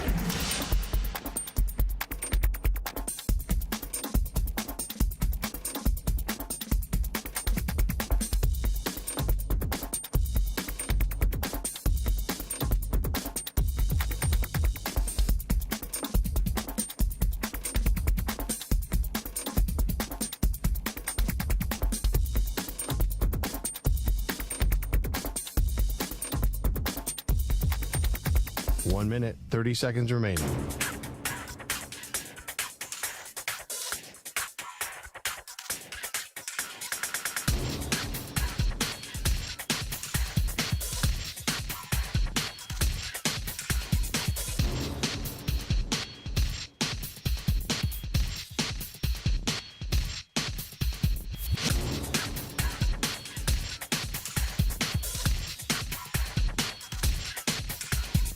One minute remaining.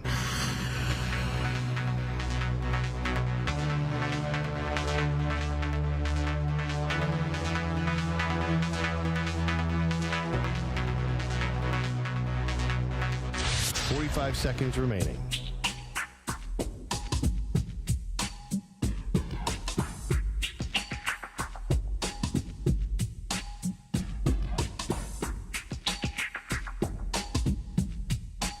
Seconds remaining.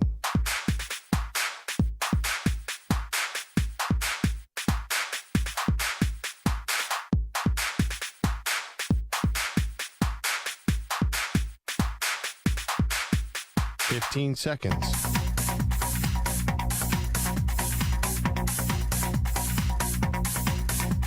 Break ends in 5 seconds.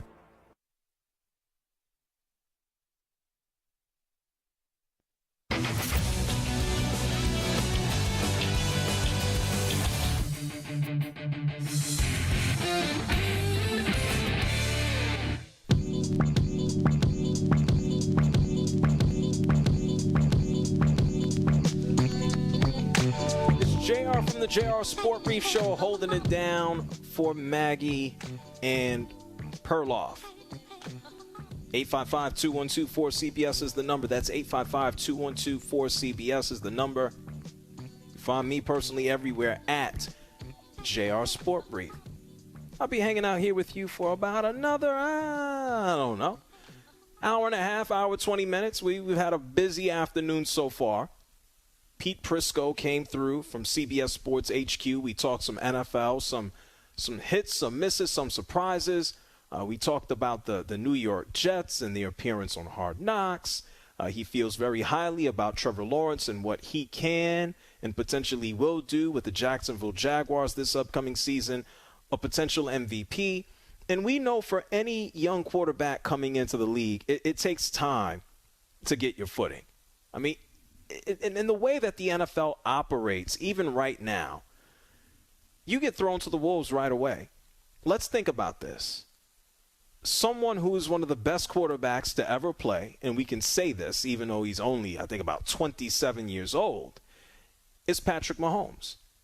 He sat a full season behind Alex Smith.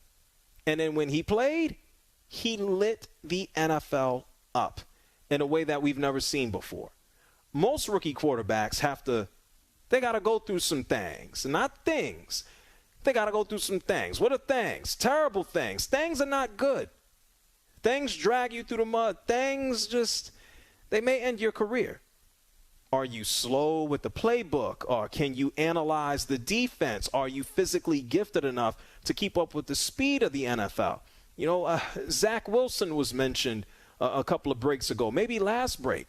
And I talked about Zach Wilson's inability to even be mature enough to be accountable to his teammates last season. And then he found the bench. And so I bring all of this up to say, yesterday we learned that Anthony Richardson is now the new starting quarterback for the Indianapolis Colts. Let me tell you something. The only reason I tuned in to the Florida Gators last year was to see what Anthony Richardson would go out there and do. He is a physical freak. He's a physical marvel.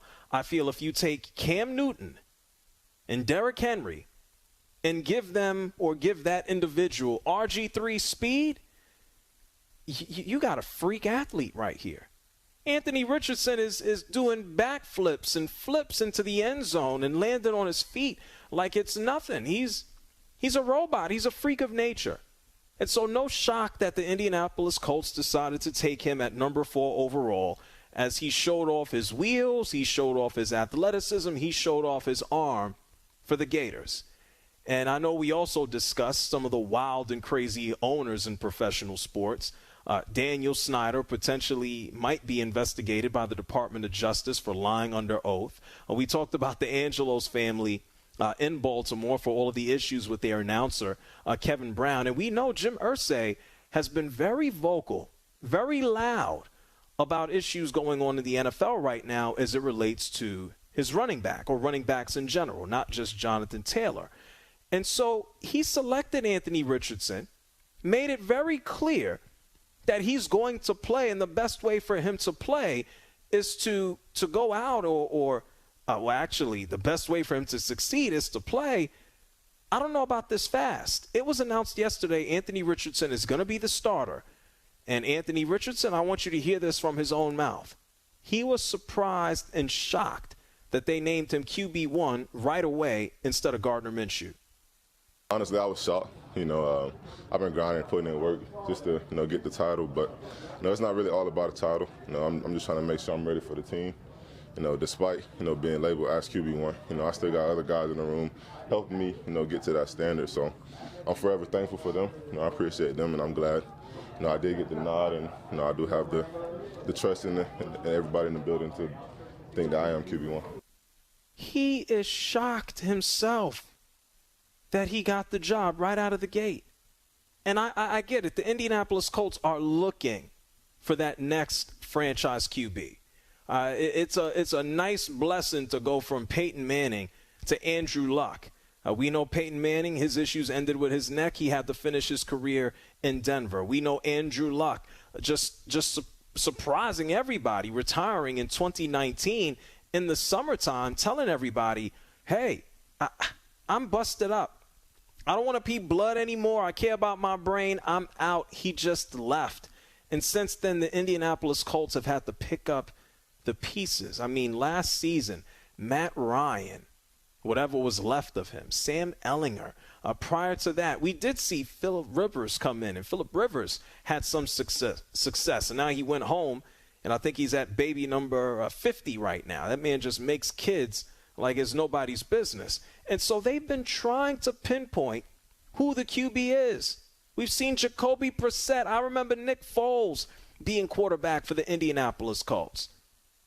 And now they're hoping it's Anthony Richardson. What I hope they don't do is rush it. What is the rush in throwing Anthony Richardson onto the field and throwing him into the fire right away? New head coach coming over from the Eagles, Shane Steichen. This is what he had to say about Anthony Richardson being named QB numero uno. After evaluating, training camp and the film and all that, I made a decision Anthony will be the starting quarterback this year for us. Like the progress he's made, excited about his future and this playmaking ability that he brings to this football team. We know about his playmaking ability. I mean, if you lined up he and Gardner Minshew and said, who's going to be faster? It's going to be Anthony Richardson. who's going to jump higher? It's Anthony Richardson. Who's going to be faster? Who's bigger, faster, stronger?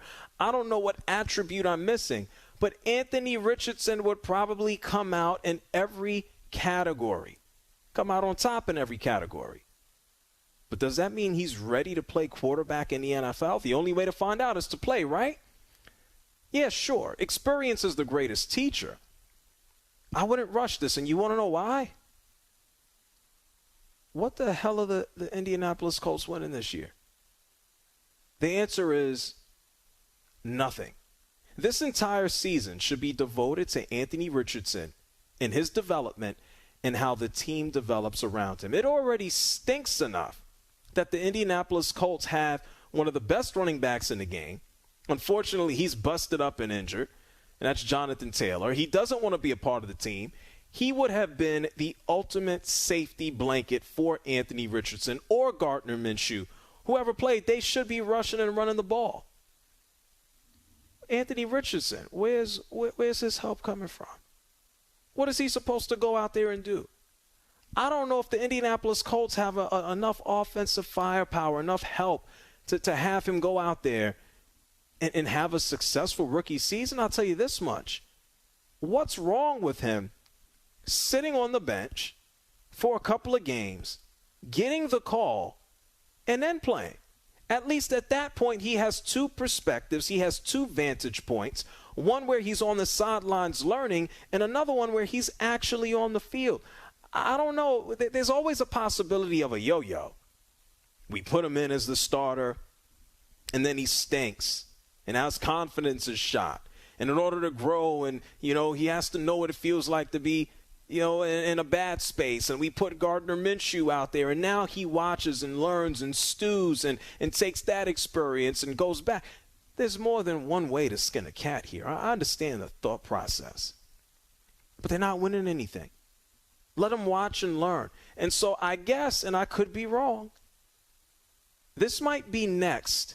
This might be the next big mistake made by the Indianapolis Colts. Because there's no reason to throw this dude out there, because Anthony Richardson is not taking you to a Super Bowl. And sure, you want to start the clock, and if the Colts are going to be successful, you want to have Anthony Richardson do it while he's still on his rookie deal and before you have to give him one of these ridiculous $50+ million contracts. But it's not happening this year. He can start, 14 games and get the same experience. He can start 15 games and still get the same experience. Let Anthony Richardson take the job from Gardner Minshew. And sure, Gardner Minshew has had his own misgivings. He's been replaced by Trevor Lawrence. He's been taken away by Jalen Hurts. And he's a decent starter in the league. Super Bowl caliber, I'm not plugging him in there, but he's all right. And the Colts, let's think back to last year. How many bad decisions can one team and one owner make in one season? Matt Ryan is in. Matt Ryan is out. Jeff Saturday comes in.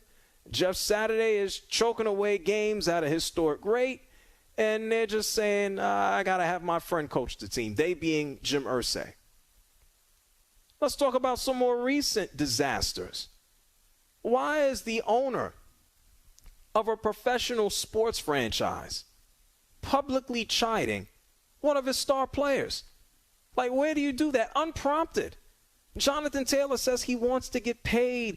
NFL running backs, what does Najee Harris have to do with the Colts? Absolutely nothing. And Jim Irsay is opening up his mouth saying, hey, the union or the agents are, yapping too much. We have a CBA. Leave it alone. Jonathan Taylor's ticked off because he wants money. Jim Irsay opens up his mouth or his Twitter fingers and says, if I die, if Jonathan Taylor isn't in the league moves on. Why we got to go that far, man? Just leave it. Now your running back wants out. Now you got a rookie quarterback who you're throwing to the wolves. It's not necessary. We've seen a lot of bad decisions in sports, and we've talked a lot about some of the owners in professional sports. We talked about Daniel Snyder, potential DOJ investigation. We talked about Snyder. We looked at the Angelos family from Baltimore. And Jim Irsay has his own issues, substance abuse and painkillers and driving under the influence. We've seen and heard all of this. I hope this isn't the next big mistake for the Indianapolis Colts. Or maybe they just hit the jackpot and they're right back in the toilet. Let's think about this.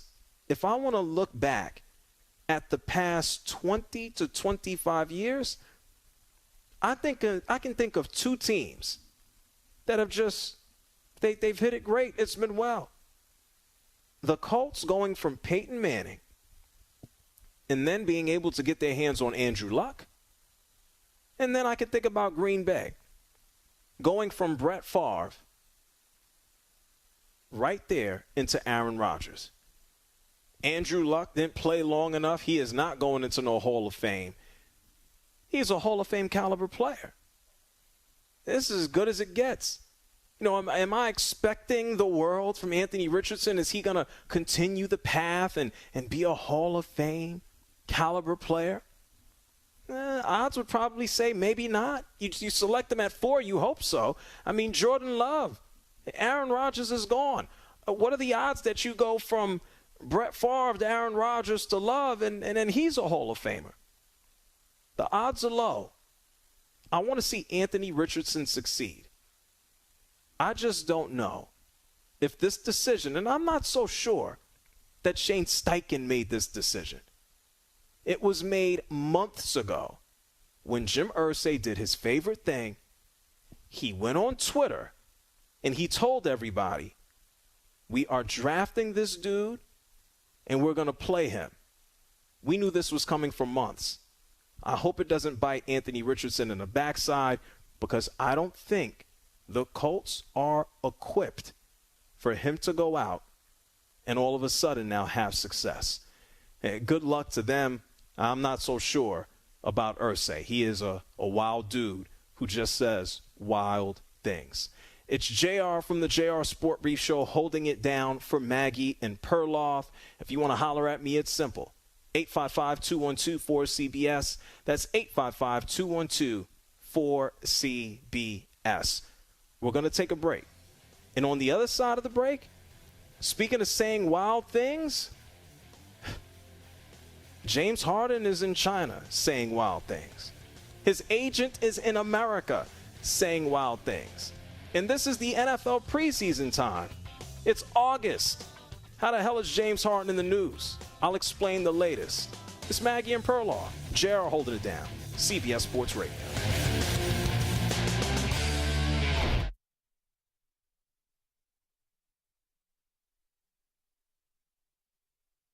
You're in a 5-minute break.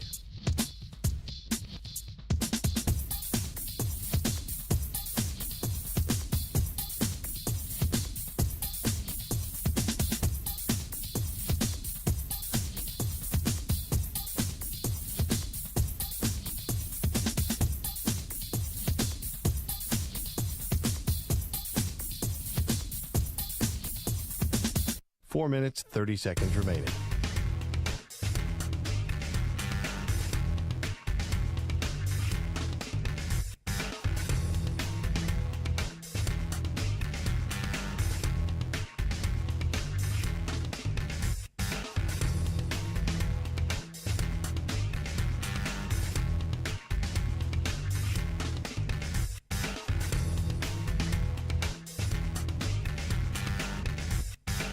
Four minutes remaining.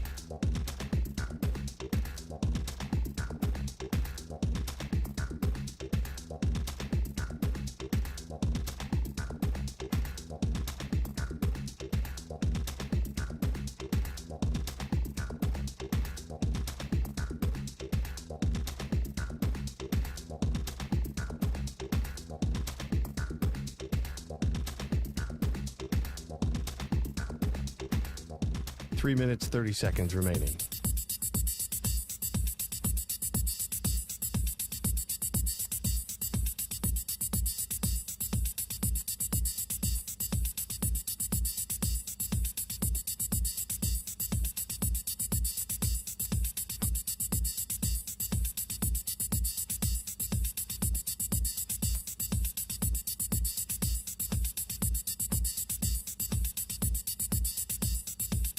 3 minutes remaining.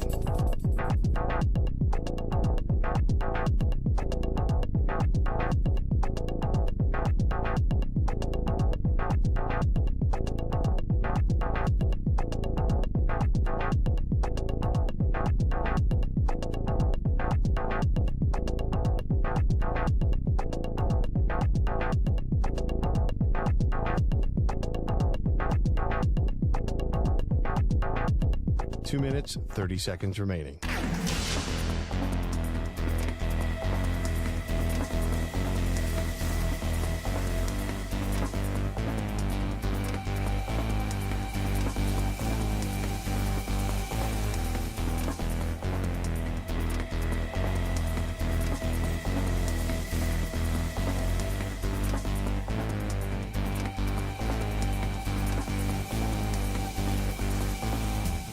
Two minutes remaining.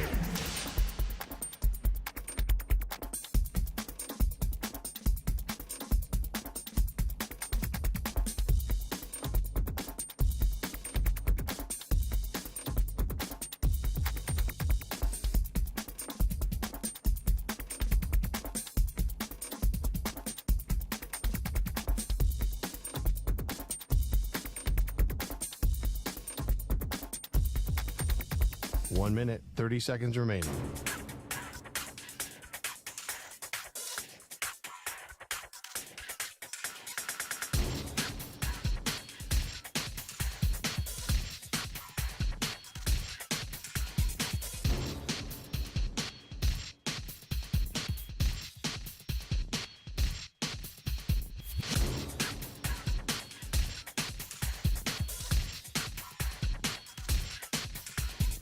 One minute remaining.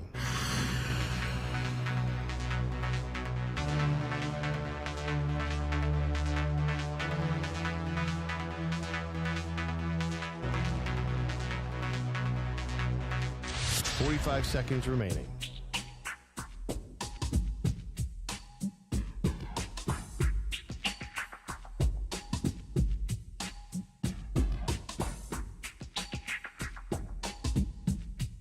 Thirty seconds remaining.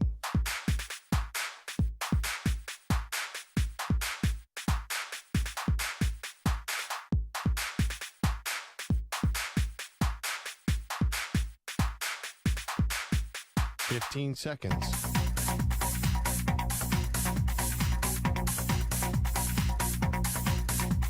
Break ends in 5 seconds.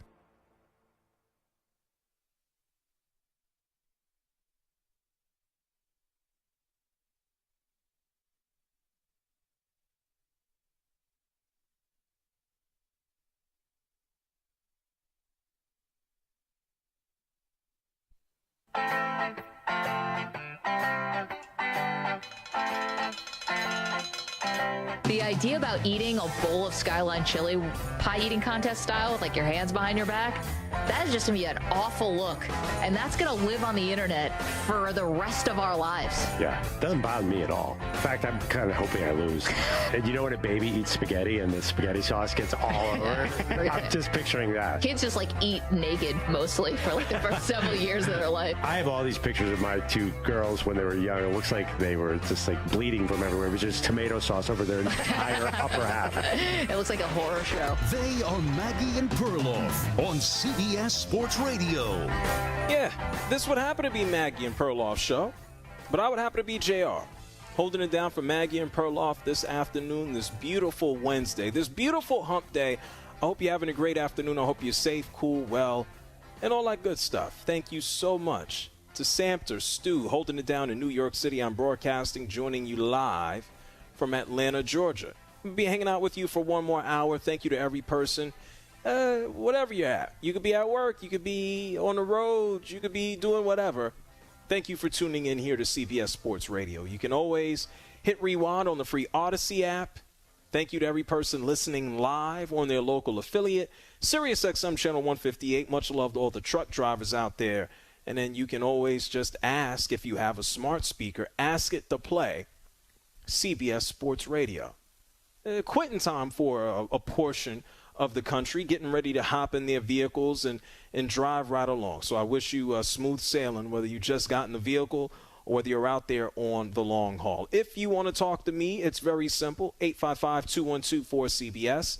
That's 855-212-4CBS. You can find me online. I'm everywhere at JRSportBrief. And much love to people tuned in as well on our CBS Sports Radio live stream via YouTube. We've had a busy show, and we're about to continue on with what I want to call a little bit of the crazy.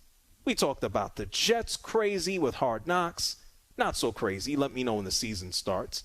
The real crazy might occur for the New York Jets at that moment. We talked about Washington. Yes, the Commanders crazy. You have Daniel Snyder, who is gone, no longer associated with the team, sold it for $6 billion, but now he could potentially be investigated by the Department of Justice for lying under oath when he was under investigation just for a wide variety of misdeeds with Washington, namely the one about sexual assault. So Daniel Snyder not out of the woods. Speaking of crazy, and we'll touch on this hour, the Michael Orr situation continues to be wild. Did he try to shake down the family? Did the family withhold funds from him?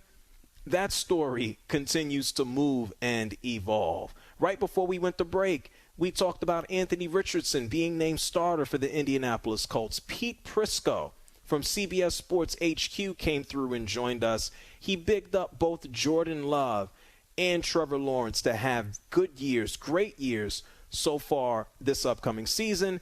And then we've also learned about some of the injuries. Marlon Humphrey, safety, corner, defensive back for the Baltimore Ravens. He's having foot surgery. He'll be out for a month. And then we have Russell Gage, who was, I guess, going to be on the receiving end of passes from either Kyle Trask or Baker Mayfield. And Russell Gage, he is out for the season with a knee injury. Had to be carted off the field. The Buccaneers are currently in New Jersey having a dual practice with the New York Jets. So we've gone through a whole hell of a lot. One thing that I also want to update, speaking of people saying crazy things, this is what we talked about before the break. Yesterday, Anthony Richardson, hey, you're the starting, quarterback for the Indianapolis Colts. It's like Jim Irsay knew this from the get-go. We didn't need to go through training camp. This is just a formality. And we know Jim Irsay didn't just tweet this out months ago that Anthony Richardson needs to play. More recently, he's egged on Jonathan Taylor, talking about his value. The NFL will move forward without you or me. And that's just saying crazy things. I'm sure you've heard about this over the past several days, and now it continues to evolve, and it brings in a former player's sister, which is crazy. Yes, I'm talking about James Harden. And let me be clear. I think James Harden is not, I think if you watch him, you know this as well, he's not the player that he used to be. And unlike or similar to Jim Irsay, he is also saying crazy things. Monday morning, news broke. Well, let's go back even further than that. Over the weekend, Hall of Fame weekend, we know James Harden wants out from the 76ers. He took a pay cut. I'm sure that this past offseason, or last year, I should say, he thought he would get a big contract extension, and it hasn't come in. He requested a trade. It's been reported the Sixers are no longer trying to help him get that deal. And so what did James Harden do? He wants a trade. The Sixers saying, we're not trading you. And James Harden's response during an Adidas appearance in China is to respond to a fan and say, I'm never playing for this guy again. Daryl Morey, who's the president of the Sixers. Take a listen to what James Harden said 2 days ago. Daryl Morey is a liar, and I will never be a part of an organization that he's a part of. Let me say that again. Daryl Morey is a liar, and I will never be a part of an organization that he's a part of. Any more questions? You good? Daryl Morey is, I'm glad he repeated it. Daryl Morey is a liar. Daryl Morey, I'll never be a part of any organization that Daryl Morey is a part of. And what could Daryl Morey possibly have lied to James Harden about? And he doesn't want to be there. And he guesses money. As simple as that. He took a pay cut. And I'm not in the room with Daryl Morey. I'm not in the room with James Harden, but I know this much. He took a pay cut. He said he wanted to compete, and he stunk this past season. Yeah, he averaged 21 and 11 assists, and he led the NBA in assists, but he's not James Harden MVP anymore. This is not Houston Rockets. He has 40 and 50 points a game. Those days are over.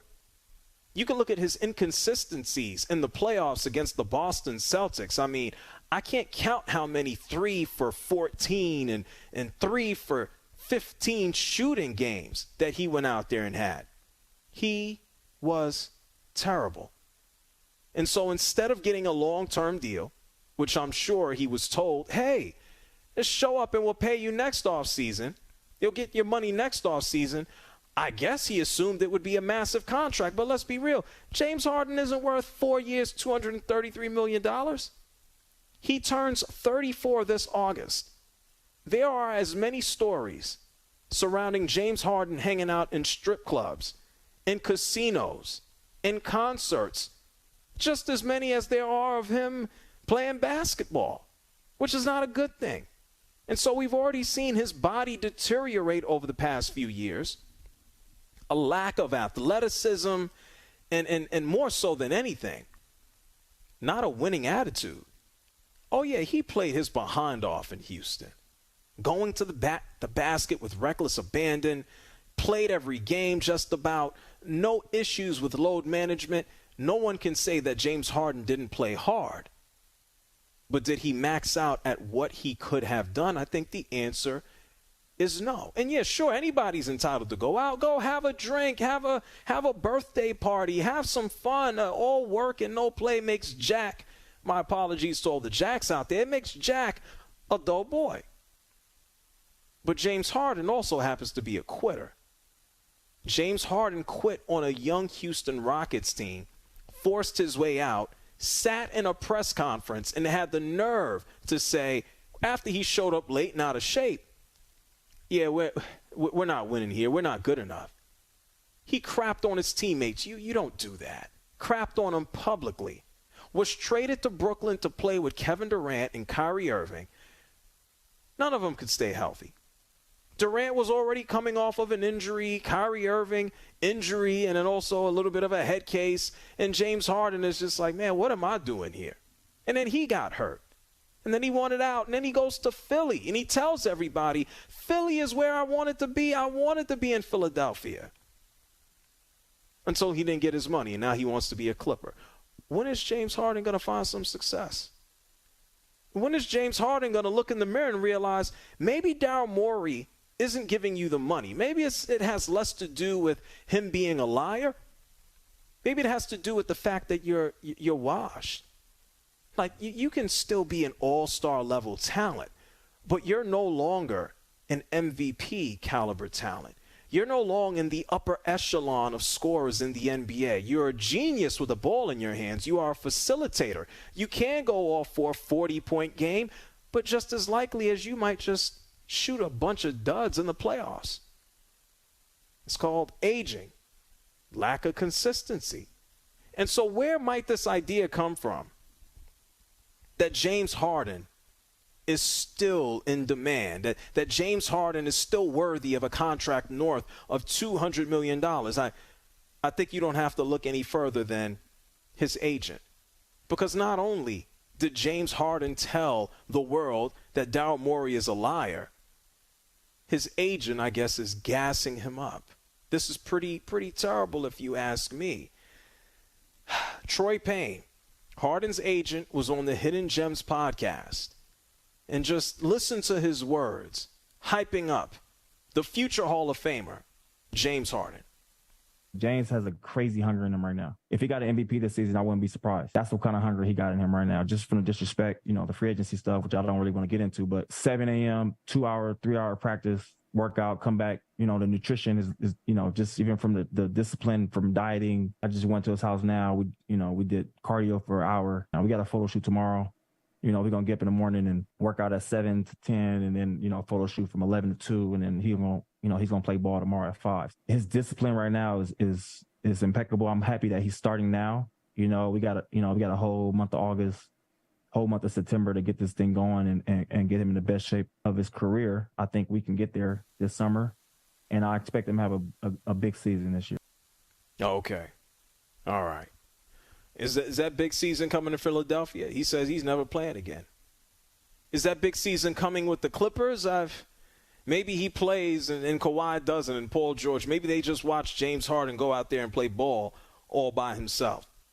And so someone who is taking note of this happens to be the sister of an active NBA player.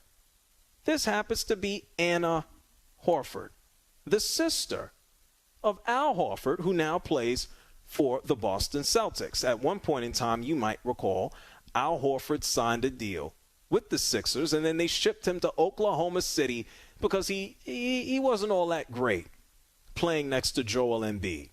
And she said, in regards to the Sixers, it's almost like the entire organization is one giant miserable you-know-what show. Man, I don't know why she's getting involved. I guess Al Horford, I'm sure by now he's told his sister to relax, and she hasn't. But it's true. All the poor fans in Philadelphia, we talked about the poor fans in the DMV area having to deal with the Angelos family, and thank God at least Daniel Snyder is out. If you're a Sixers fan, you've been put through the ringer. It's like you have gone from a dating stage to thinking that you're in a legitimate relationship to potentially getting married just to get crushed at the altar. And this is what the Sixers have called, and you could thank Sam for it, this is what you've called the process. We're going to stink. We're going to get better by bringing in players through the draft. And then we're going to have success. Let's think about this. Hey, Stu, you there, right? I am here, yes. Let's think about some names and tell me if they're still with the Sixers. Michael Carter-Williams. He is not. Okay. Markelle Fultz. Nope. Is Ben Simmons, is he a Sixer, or is he like working out on Instagram somewhere? I don't think he's on an NBA team. Yeah, well, yeah, feels like it. He's in mothballs. Huh. And now you got Joel Embiid, who just won the MVP. He's still there, obviously. And what have the Sixers done in this period? Nothing.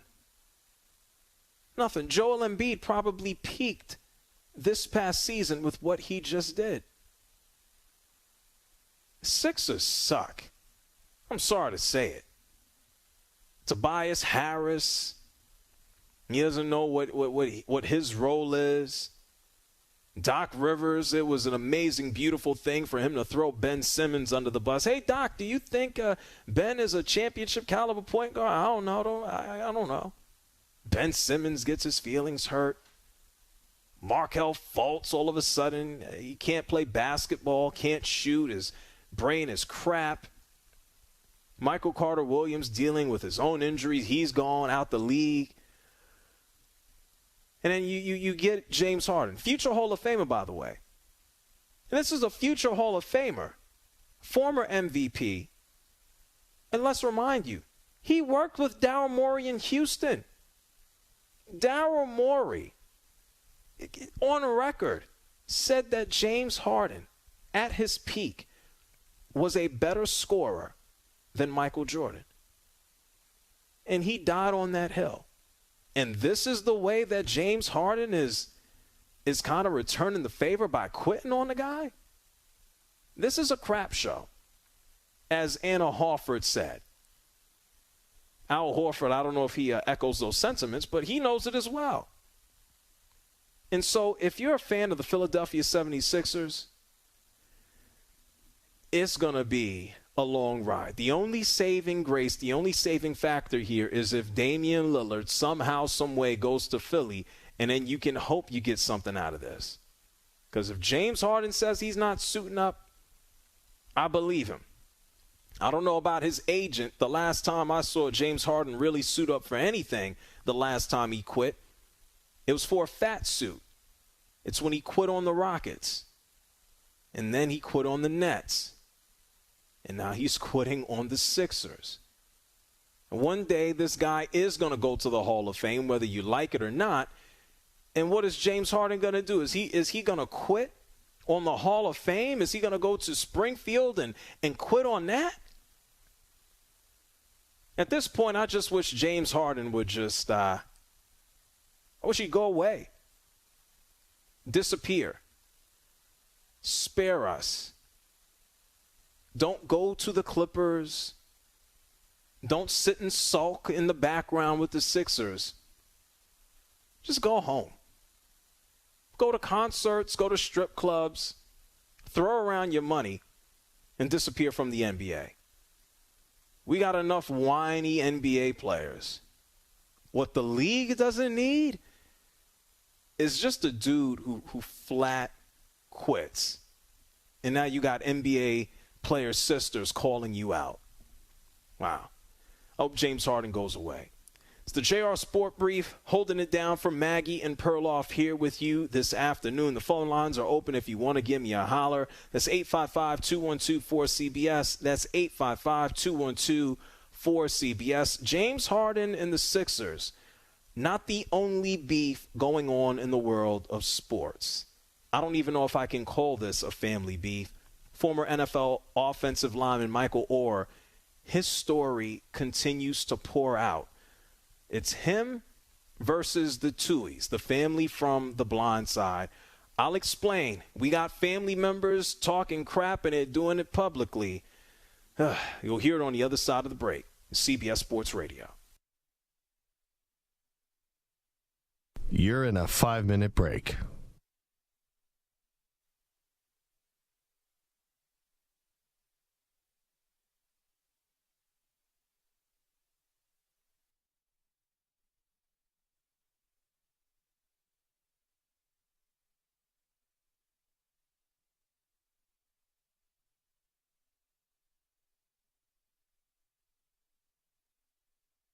Four minutes, 30 seconds remaining.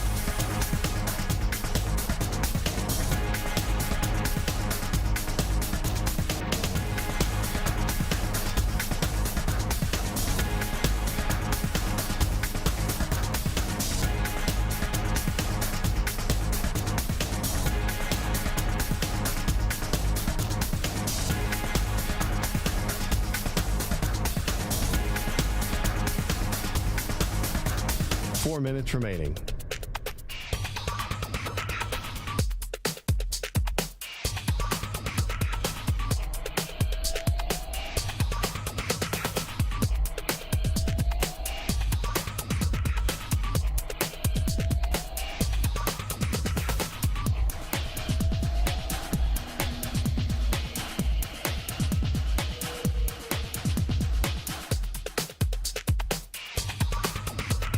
Three minutes, 30 seconds remaining.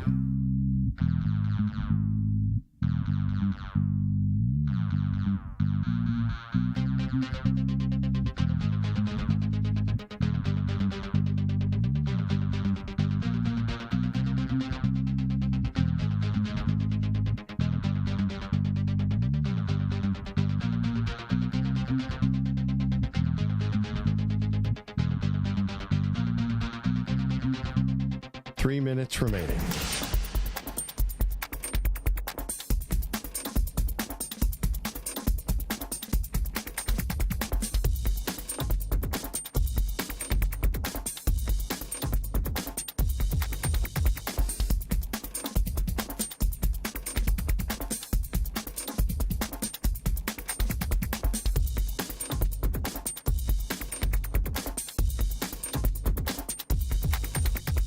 Two minutes, 30 seconds remaining.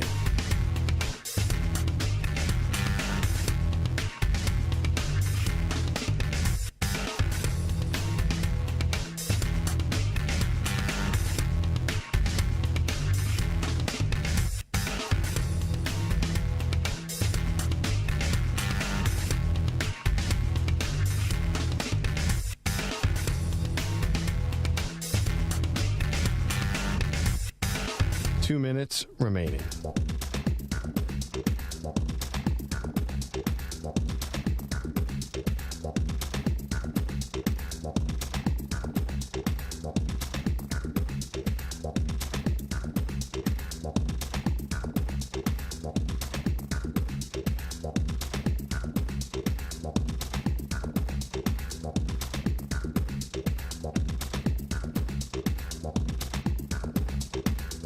1 minute, 30 seconds remaining.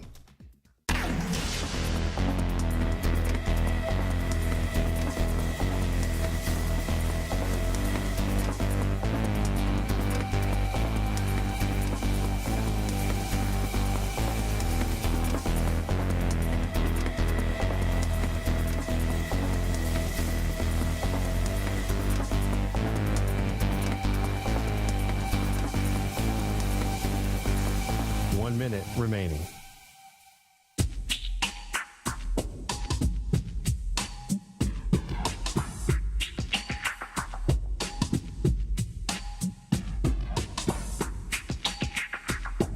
.45 seconds remaining.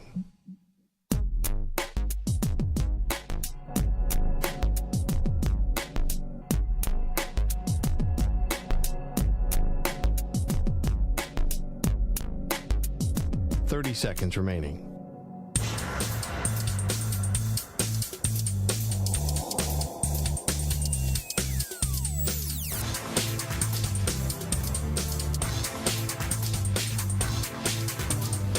Seconds.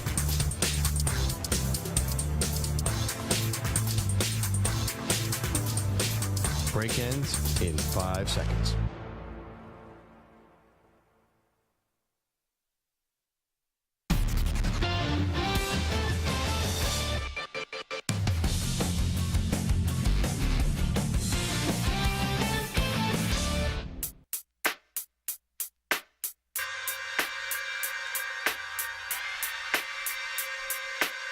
I like this. This is Mobb Deep.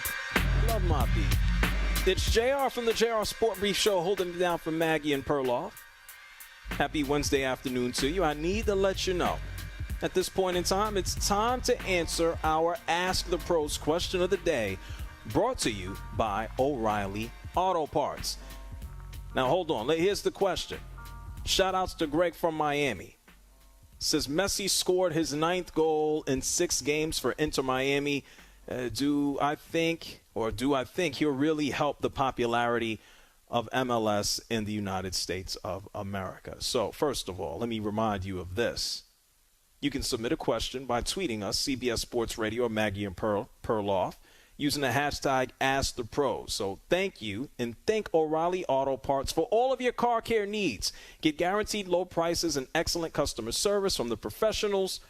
They are at O'Reilly Auto Parts. Do I think Messi's going to help the popularity of MLS?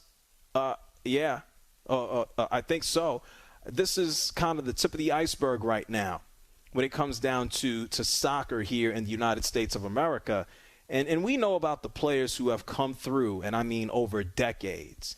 You can look at a Pele. You can think more recently, not all that recently, of a David Beckham who owns Inter Miami. You can fast forward and look at someone who isn't as well known in the United States of America. That's Zlatan Ibrahimovic. I can name more dudes. But Messi, in this era, in this time of social media, knowing that the World Cup is going to be here in the United States of America in 2026, there's going to be an explosion over the past several years. And we know that listening to the women and getting pushed out and losing in the World Cup hasn't done all that well. But soccer is continuing to grow here in the United States. And speaking of Messi, last night, Leagues Cup for MLS, you don't have to love soccer or love football to appreciate what this man has done. He has come over to the United States of America, and he is treating the MLS like he is playing against his children. He scored in the 20th minute yesterday. Inter Miami ended up beating Philadelphia Union 4-1. And just listen to the broadcasters on Apple TV. They're amazed. They know this is crazy. Kristoff into the feet of Martinez, has time to turn into Messi, advantage play. Messi driving forward, Messi from distance! What can he not do? We are watching greatness! Yeah, he's great. It's like if LeBron James woke up and LeBron said, I'm going to play in the Italian league, and he was just dunking on everybody. This is what we're witnessing right now with Messi in the MLS. And let's be clear. I wouldn't be here on CBS Sports Radio talking about MLS or Messi or U.S. soccer or U.S. football if it wasn't for Lionel Messi. And soccer is continuing to grow. It's not just, people picking up, FIFA and getting invested into the game or getting into the matches. You got a real-life player, one of the greats in Miami. He is selling out stadiums everywhere that he goes. He has piqued the interest, and he hasn't even formally played in a single MLS match yet, as they are in one of these many tournaments that even the NBA is trying to replicate. And so good on Messi. And then the stories and the contracts, it's bananas. I mean, how about someone who used to play with Messi? Well, I know, Stu, you know Neymar, right? Sure do. Used to be his teammate, 31 years old. He is going to play in Saudi Arabia. If you thought Live Golf or Saudi Arabia was just throwing around money for golf, they're throwing money at everything. Golf, WWE. They own some of the clubs. They own the club that Neymar and Messi used to play for. And even Neymar is leaving Paris Saint-Germain, of which he spent the past 6 seasons, and Neymar is running to the money. I can't describe this. I can. But I want you to hear this from a more authentic voice. It's an English voice. I want you to listen to this news clip from Sky Sports about Neymar and his run to Saudi Arabia for the cash. Al Hilal have signed Neymar, the Brazilian superstar from Paris Saint-Germain, for a fee that we believe to be around 100 million euros, including add-ons. That's around 86 million pounds. But wait until you hear the confirmation of how much he earns. This is a year, 150 million euros. And I was just on my calculator there, 3 million euros a week, which works out to be €500,000 a day. That is what Neymar will be earning. That's 6 times more than his current PSG contract. Yeah, if you want to do the math even more and translate that over into U.S. dollars, that's about a little more than $500,000 a day.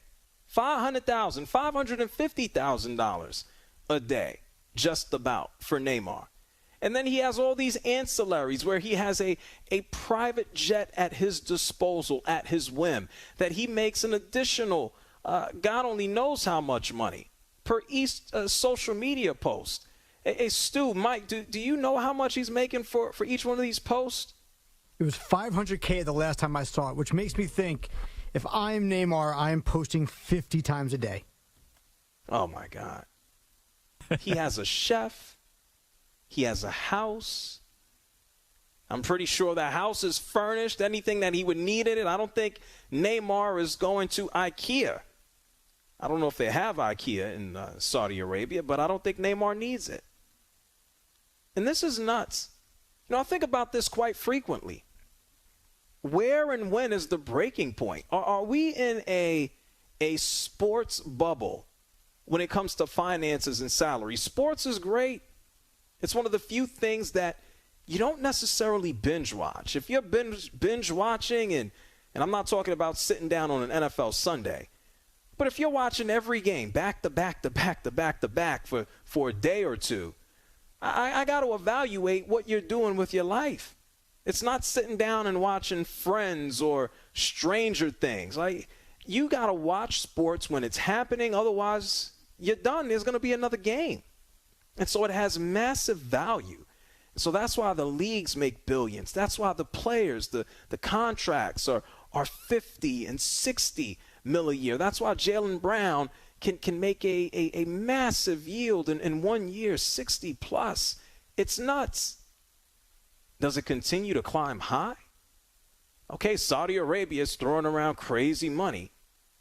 But do we reach a point where a professional athlete hits $100 million a year? Are we going past that? It's a wild world and wild time that we live in. And I guess to the shock and the surprise of nobody, Saudi Arabia is, for now, boosting up the numbers, especially for professional footballers. It's a nutty world. Hey, congratulations to Neymar Hopefully he can stay healthy to collect all that money. I don't know about that. He's had an injury history. But at least we got Messi in America. He's going shopping at Publix. He's whooping up on all these competition, the competition in MLS. Working out for us so far. It's the JRSportBrief holding it down for Moose and Perloff, Maggie and Perloff. Damn, Stu, how far did I go back? Years, huh? A couple years, yeah.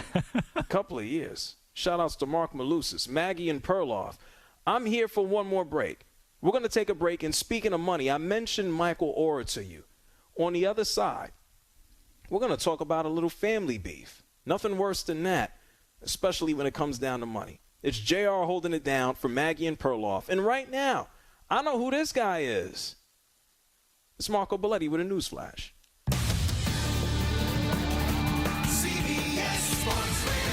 Sports Flash. All right, JR. Well, things don't look good for Bucks wideout Russell Gage, reportedly done for the year. Serious knee injury after he was carted off the field in a joint practice with the Jets. Ravens got some bad news regarding Pro Bowl corner and Marlon Humphrey. He's set to undergo foot surgery today. No timetable for his return. It's been a lingering thing, and they took a look at it and said, you know what, that's something we want to take care of now instead of waiting. Head coach John Harbaugh's Baltimore was already down a couple of corners before this news. Dolphins defensive tackle Christian Wilkins not participating in team drills due to his ongoing contract negotiations. He's heading into the 5th year of his rookie deal. He's made it clear he wants a new contract, and this was the response from his head coach and Mike McDaniel. We would agree as the Miami Dolphins organization. Henceforth, we are in negotiations, and as a result, he hasn't been participating in the team, and when he next participates, that'll be up to him. Checking baseball. You got the Rockies in front of the D-backs 7-6. They're in the 7th. Also in the 7th, the Rays a 6-0 lead on the Giants. Couple finals. The Mets ripped the Pirates 8-3, and the Tigers held up the Twins 8-7. I'm Marco Belletti. Jim Rome here. Coming up Thursday in the Jungle, Florida State head football coach Mike Norvell and Texan safety Jalen Petrie. See you Thursday, 12 noon Eastern, 9 Pacific.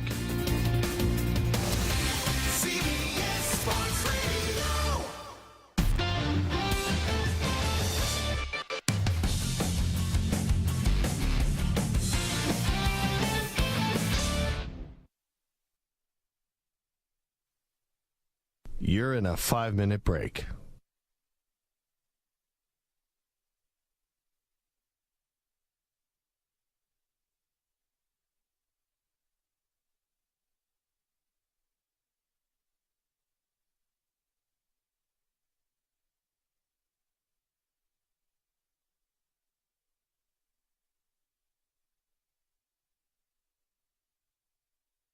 Four minutes, 30 seconds remaining.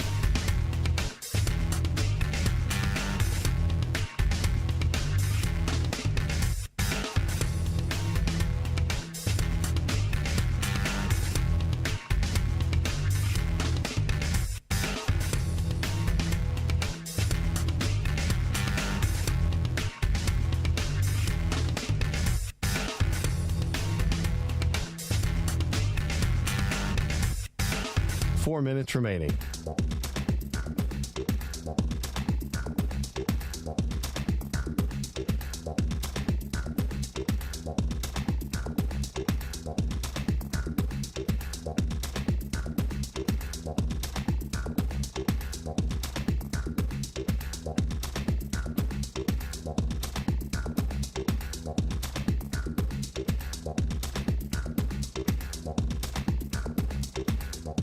Three minutes, 30 seconds remaining.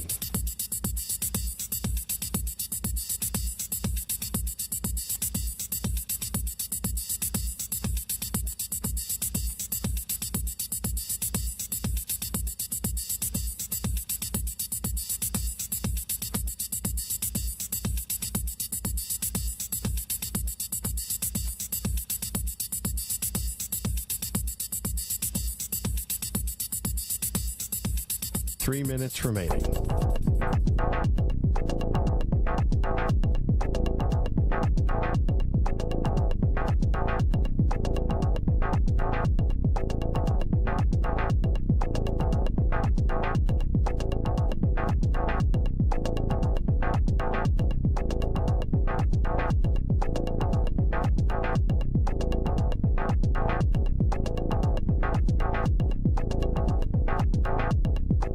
minutes, 30 seconds remaining.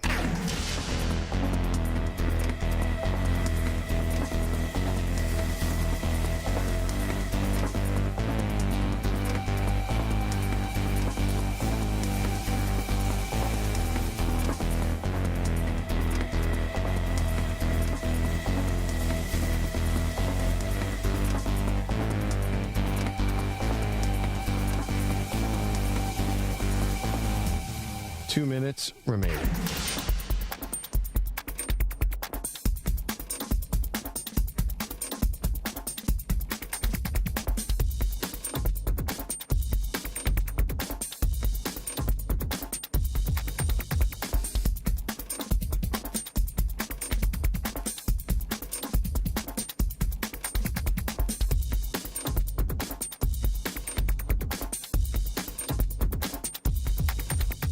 One minute, 30 seconds remaining.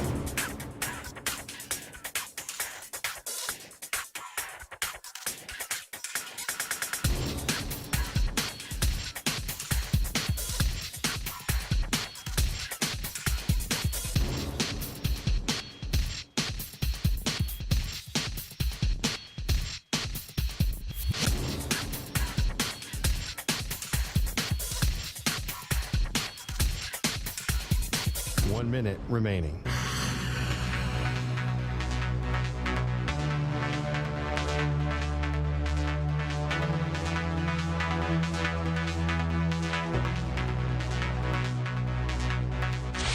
Five seconds remaining.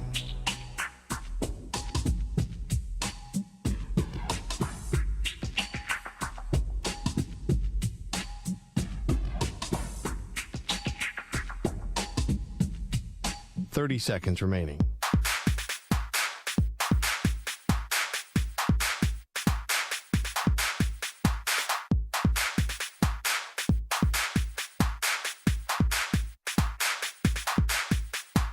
Seconds.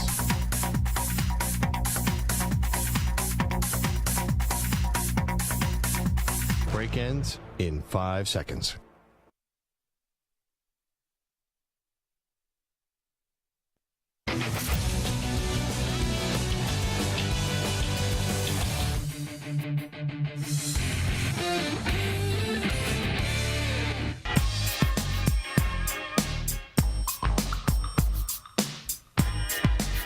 JR from the JR Sport Brief Show, holding it down for Maggie and Perloff. Oh, it's been fun. But you know what time it is here on CBS Sports Radio? It's time for the shot of the day. Let's go. He shoots! Jordan Love is one of those guys that when he came out, I wasn't sure in my evaluation of him. I think the 3 years has done him well. I think he's got a little bit of an edge to him, more so than maybe people know in talking to him and talking to his teammates, even away from the camera. I think there's a little something underneath there that you want from your quarterback that most people might not know. And I think that he's going to be better than people give him credit for. And in fact, I think the Packers are going to win that division. I know everybody's on the Lions, but I think the Packers win that division. And that was Pete Prisco joining us earlier in the show on from CBS Sports HQ. The shot of the day is brought to you by Casamigos Tequila. Casamigos is brought to you by those who drink it. I don't know if I agree with Pete on that one. I can see the NFC North being a little bit more of a slop fest. I'm going to believe in Jordan Love before I see him, but I've heard the same things, that there are a lot of folks who are high on what he's been able to do up until now. It's just it's tough. Difficult for me to believe that as much and as dark and as it was time to cut the cord between Aaron Rodgers and the Packers, that they're going to continue on being a hey, let's plug them in for, a 10-win season every year. I believe it when I see it. We have some time to go ahead and get that done. So we've had a busy show. We've talked a lot of football as training camps are underway. Anthony Richardson being named starter for the Indianapolis Colts. Daniel Snyder potentially under investigation by the Department of Justice for lying under oath. Can't escape it. We talked about the Angelos family and some of the things that they've done. In particular, putting this guy Kevin Brown into mothballs and then everybody acting like nothing ever happened, including Kevin Brown. We talked about the New York Jets on Hard Knocks, talked about this beef that James Harden has with the Sixers, and it continues on. Talked about Messi and Neymar. Maybe James Harden can ask Messi or Neymar for some money since James Harden feels that he lost some dealing with Daryl Morey. And everybody beefs over money, right? Hey, Stu, has anybody ever owed you some cash? Oh, always. Definitely. A lot of people always owe me money. Always. Damn. Way too much. Remind me to never ask you for money, Stu. Remind me to never ask you. But here's the deal. I'm sure you have heard by now, just over the past few days, Michael Orr, former NFL offensive lineman, played for the Baltimore Ravens and played for the Panthers. The most famous thing about him is that he had a whole movie built out about his life, The Blind Side, in 2009. Sandra Bullock won an Oscar for the performance. But here's where real life kind of screws things up. Michael Orr, the story was he was down in the dumps and coming out of terrible circumstances. I think he's has 12 siblings, or he's one of 12. And that the Tui family, a well-off, very well-off family. I'm talking millions and millions of dollars, selling restaurants and broadcasting, that they brought him in and they allowed him to reach his potential and get into the NFL. Now, Michael Orr isn't a full fan of how he was portrayed in the film, but he took it a step further. He's been promoting his book, no surprise here, When Your Back is Against the Wall. And he actually spoke to Damon Amendola here of CBS Sports Radio on Jim Rome's show. And he started off by telling everybody he did not fully appreciate how he was portrayed in the film. Take a listen to what he said earlier this week. I think it took away the hard work and the dedication that I created from a child, and going to school in the third grade, getting myself up. First one in the locker room, last one out. And I think the biggest for me is, being portrayed, not being able to read or write. Second grade, I was doing plays in front of the school. And I think that's one of the, when you go into a locker room and your teammates don't think you can learn a playbook, that weighs heavy on someone, and you have to understand. I understand that the movie has given me a position. I'm honored to have the position it's given me, but, you have to understand, before I moved in with the family, I was an All-American. That's what I want the generations behind me to see in this book right here, to understand that you don't have to have someone save you and rescue you to go out and be successful. You got every tool in you. And this book right here is a playbook on life. Well, he released the book, and then we learned he did a little bit more than that. He filed a petition in Tennessee court saying that the Tui family basically lied to him, that they didn't adopt him, that they conned him into signing a conservatorship, which basically gave them full reign over his business dealings. He says that he's not seeing money from the blind side, that the family has kept all the money, and he is saying that he got flim-flammed, for lack of a better term, saying that he got conned by the family. And, of course, the family responded.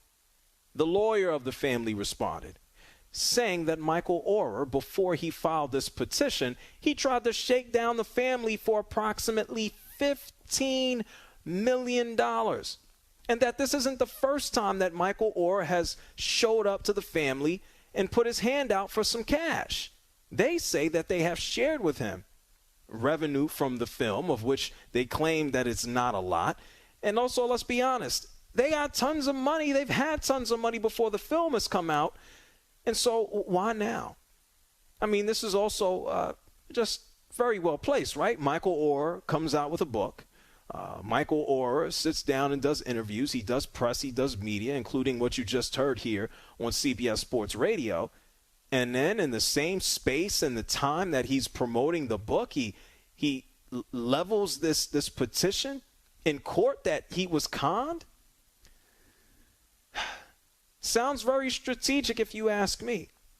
And so not only has the family, the parents, Sean and Lee, answered back, their son has answered too.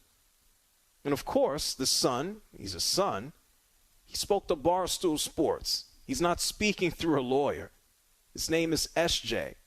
And he talked about his relationship with Michael Orr and some of the additional thoughts surrounding his comments. Listen to this.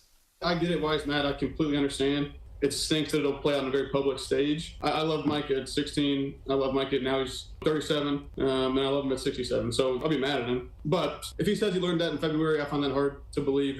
I was curious today randomly to go back to look at our family group texts and text to see what things have been said. And there were things back in 2020, 2021 that were like, if you guys give me this much, then I won't go public with things. Wow. Okay.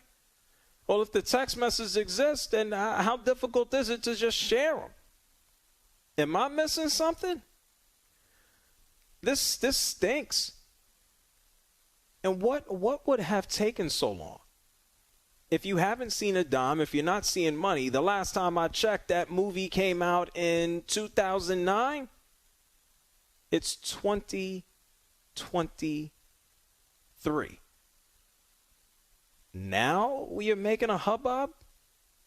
And the timeline from SJ actually matches up some of the things we've heard from Michael Orr, that he didn't always appreciate how he was portrayed. But what we didn't hear was that they conned him. That's the new thing. And so, look, it ain't my family. I'm not Michael Orr. My last name is not Tui. I am JR. I'm of the Jackson clan. I can tell you this, and not that Jackson's. I can't sing. I don't dance. No Tito, no Michael, no Joe. I don't know what's going on between the Orrs and the Tuis. I just know this stinks. There's nothing worse than a family that's feuding. Hey, Stu, people, you say they owe you money. Can I even call the Tuis or can I even call them a family? Would you still call that a family? I don't know. That's tough. I'm not sure I would. Samter, what do you say, man? Is this a family at this point? What are they? I mean, listen, money gets involved with families all the time. Doesn't mean that you're not family, right? Like, family is family. They helped raise him. He helped them, I'm sure, in a lot of ways as well. My hope is that they're still a family. But listen, I don't know what Michael Orr feels. I don't know what Michael Orr thinks. It's possible he doesn't view them as a family anymore, but he certainly did at one point, and they certainly did. So hopefully money won't get in the way of them being a family, and hopefully they can repair this and still be a family. But it sounds like, Michael Orr is trying to cut ties. But listen, I have family members, too, who have jumped in and caused money issues, and then at the end of the day, you still love them, and you're pissed at them, and you're angry with them, and you're frustrated with them, but they're still your family. And so hopefully this will be the case with this. So here's a possibility. Do you think that we get a Netflix documentary out of this? Do we see them on Good Morning America in a year from now? They're putting out their own book. I mean, the Tuis don't need no money, man, but it seems that Michael does or would. Are we getting like a dual, hey, we had a family issue, we all love each other, and, we did it in public, are we getting that, or is this just going to be nasty? Like, which direction would you think it goes in? I would love to see Michael Orr's version of The Blind Side. Call it The Seeing Side. Or, right tackle versus something else, right? Where we get to see actually how Michael Orr felt through the whole process and his version of the story that may not be quite as Hollywood, but maybe a little bit more, whether it's documentary or just kind of just the same movie, just from his perspective. That's a good point. If I were Netflix, I'd be calling. Like, would be, and Netflix can move fast. They can shoot whatever they want. They got more money than anybody. You got to strike while the iron is hot. I would think that you go on Netflix by the time the holidays come around and Michael Orr keeps this in the public eye. And, yeah, I think this could be one of those most viewed things on Netflix, number one. I don't know if it's going to top what are the royal people that came over here that nobody cares about? Meghan, Harry, right? Now who that is? Yeah. I don't know if it'll be Meghan and Harry, not by a long shot. Maybe a little bit Manziel on there. Johnny Manziel, correct. That's been interesting. I haven't seen it. Is it good? It's interesting because it turns him from a redemption story into a very dislikable character. Oh, my God. I mean, some of the stuff he pulled we knew about, but now you start to view him in a different way. But he owns it. So in that sense, he owns it, and you have to decide whether or not you want to forgive him. Wow. Yeah, no, I heard about him not studying. I heard about his arrogance. I've heard a lot of the clips, obviously, being here on the radio. I've heard of many of his clips. I didn't know I always thought he wasn't very well liked, but hey, he's making some money on Netflix. And so, Michael Orr, here's an idea. You heard it from Michael Samter. Try to share your side of the story. It doesn't have to be no Disney film. Show us on Netflix, and I tune into that. But at the same time, I hope that things work out between Michael Orr and the Tuohys. No more interviews, no more blindside attacks. Just why can't we all get along? Hey, listen, fellas, it's been great hanging out with y'all this afternoon. Likewise, this was fun, JR. No problem about it. And this, I ain't got no issues or qualms. We've talked about a lot over the past 3 hours. So I want to thank you now, the listeners, everybody, for tuning in. You can keep up with me weeknights here on CBS Sports Radio. Not tonight, as I've been filling in here for Maggie and Perloff. If you want to keep up, it's simple. I'm at JRSportBrief everywhere on social media. If you've missed a minute or a second of this show, you can download and listen on the free Odyssey app, and you can hit rewind. Whether it's Rob Saleh, whether it's the Washington Commanders, whether it's Ron Rivera, the Angelos family, Neymar, Messi, the New York Jets, Aaron Rodgers. We've had you covered. And thank you to every person as well who's tuned in via the stream. I'm JR from the JR Sport Brief, holding it down for Maggie and Perloff. I'm out of here. I'm gone, but don't go anywhere. You're tuned in. You're locked in to CBS Sports Radio.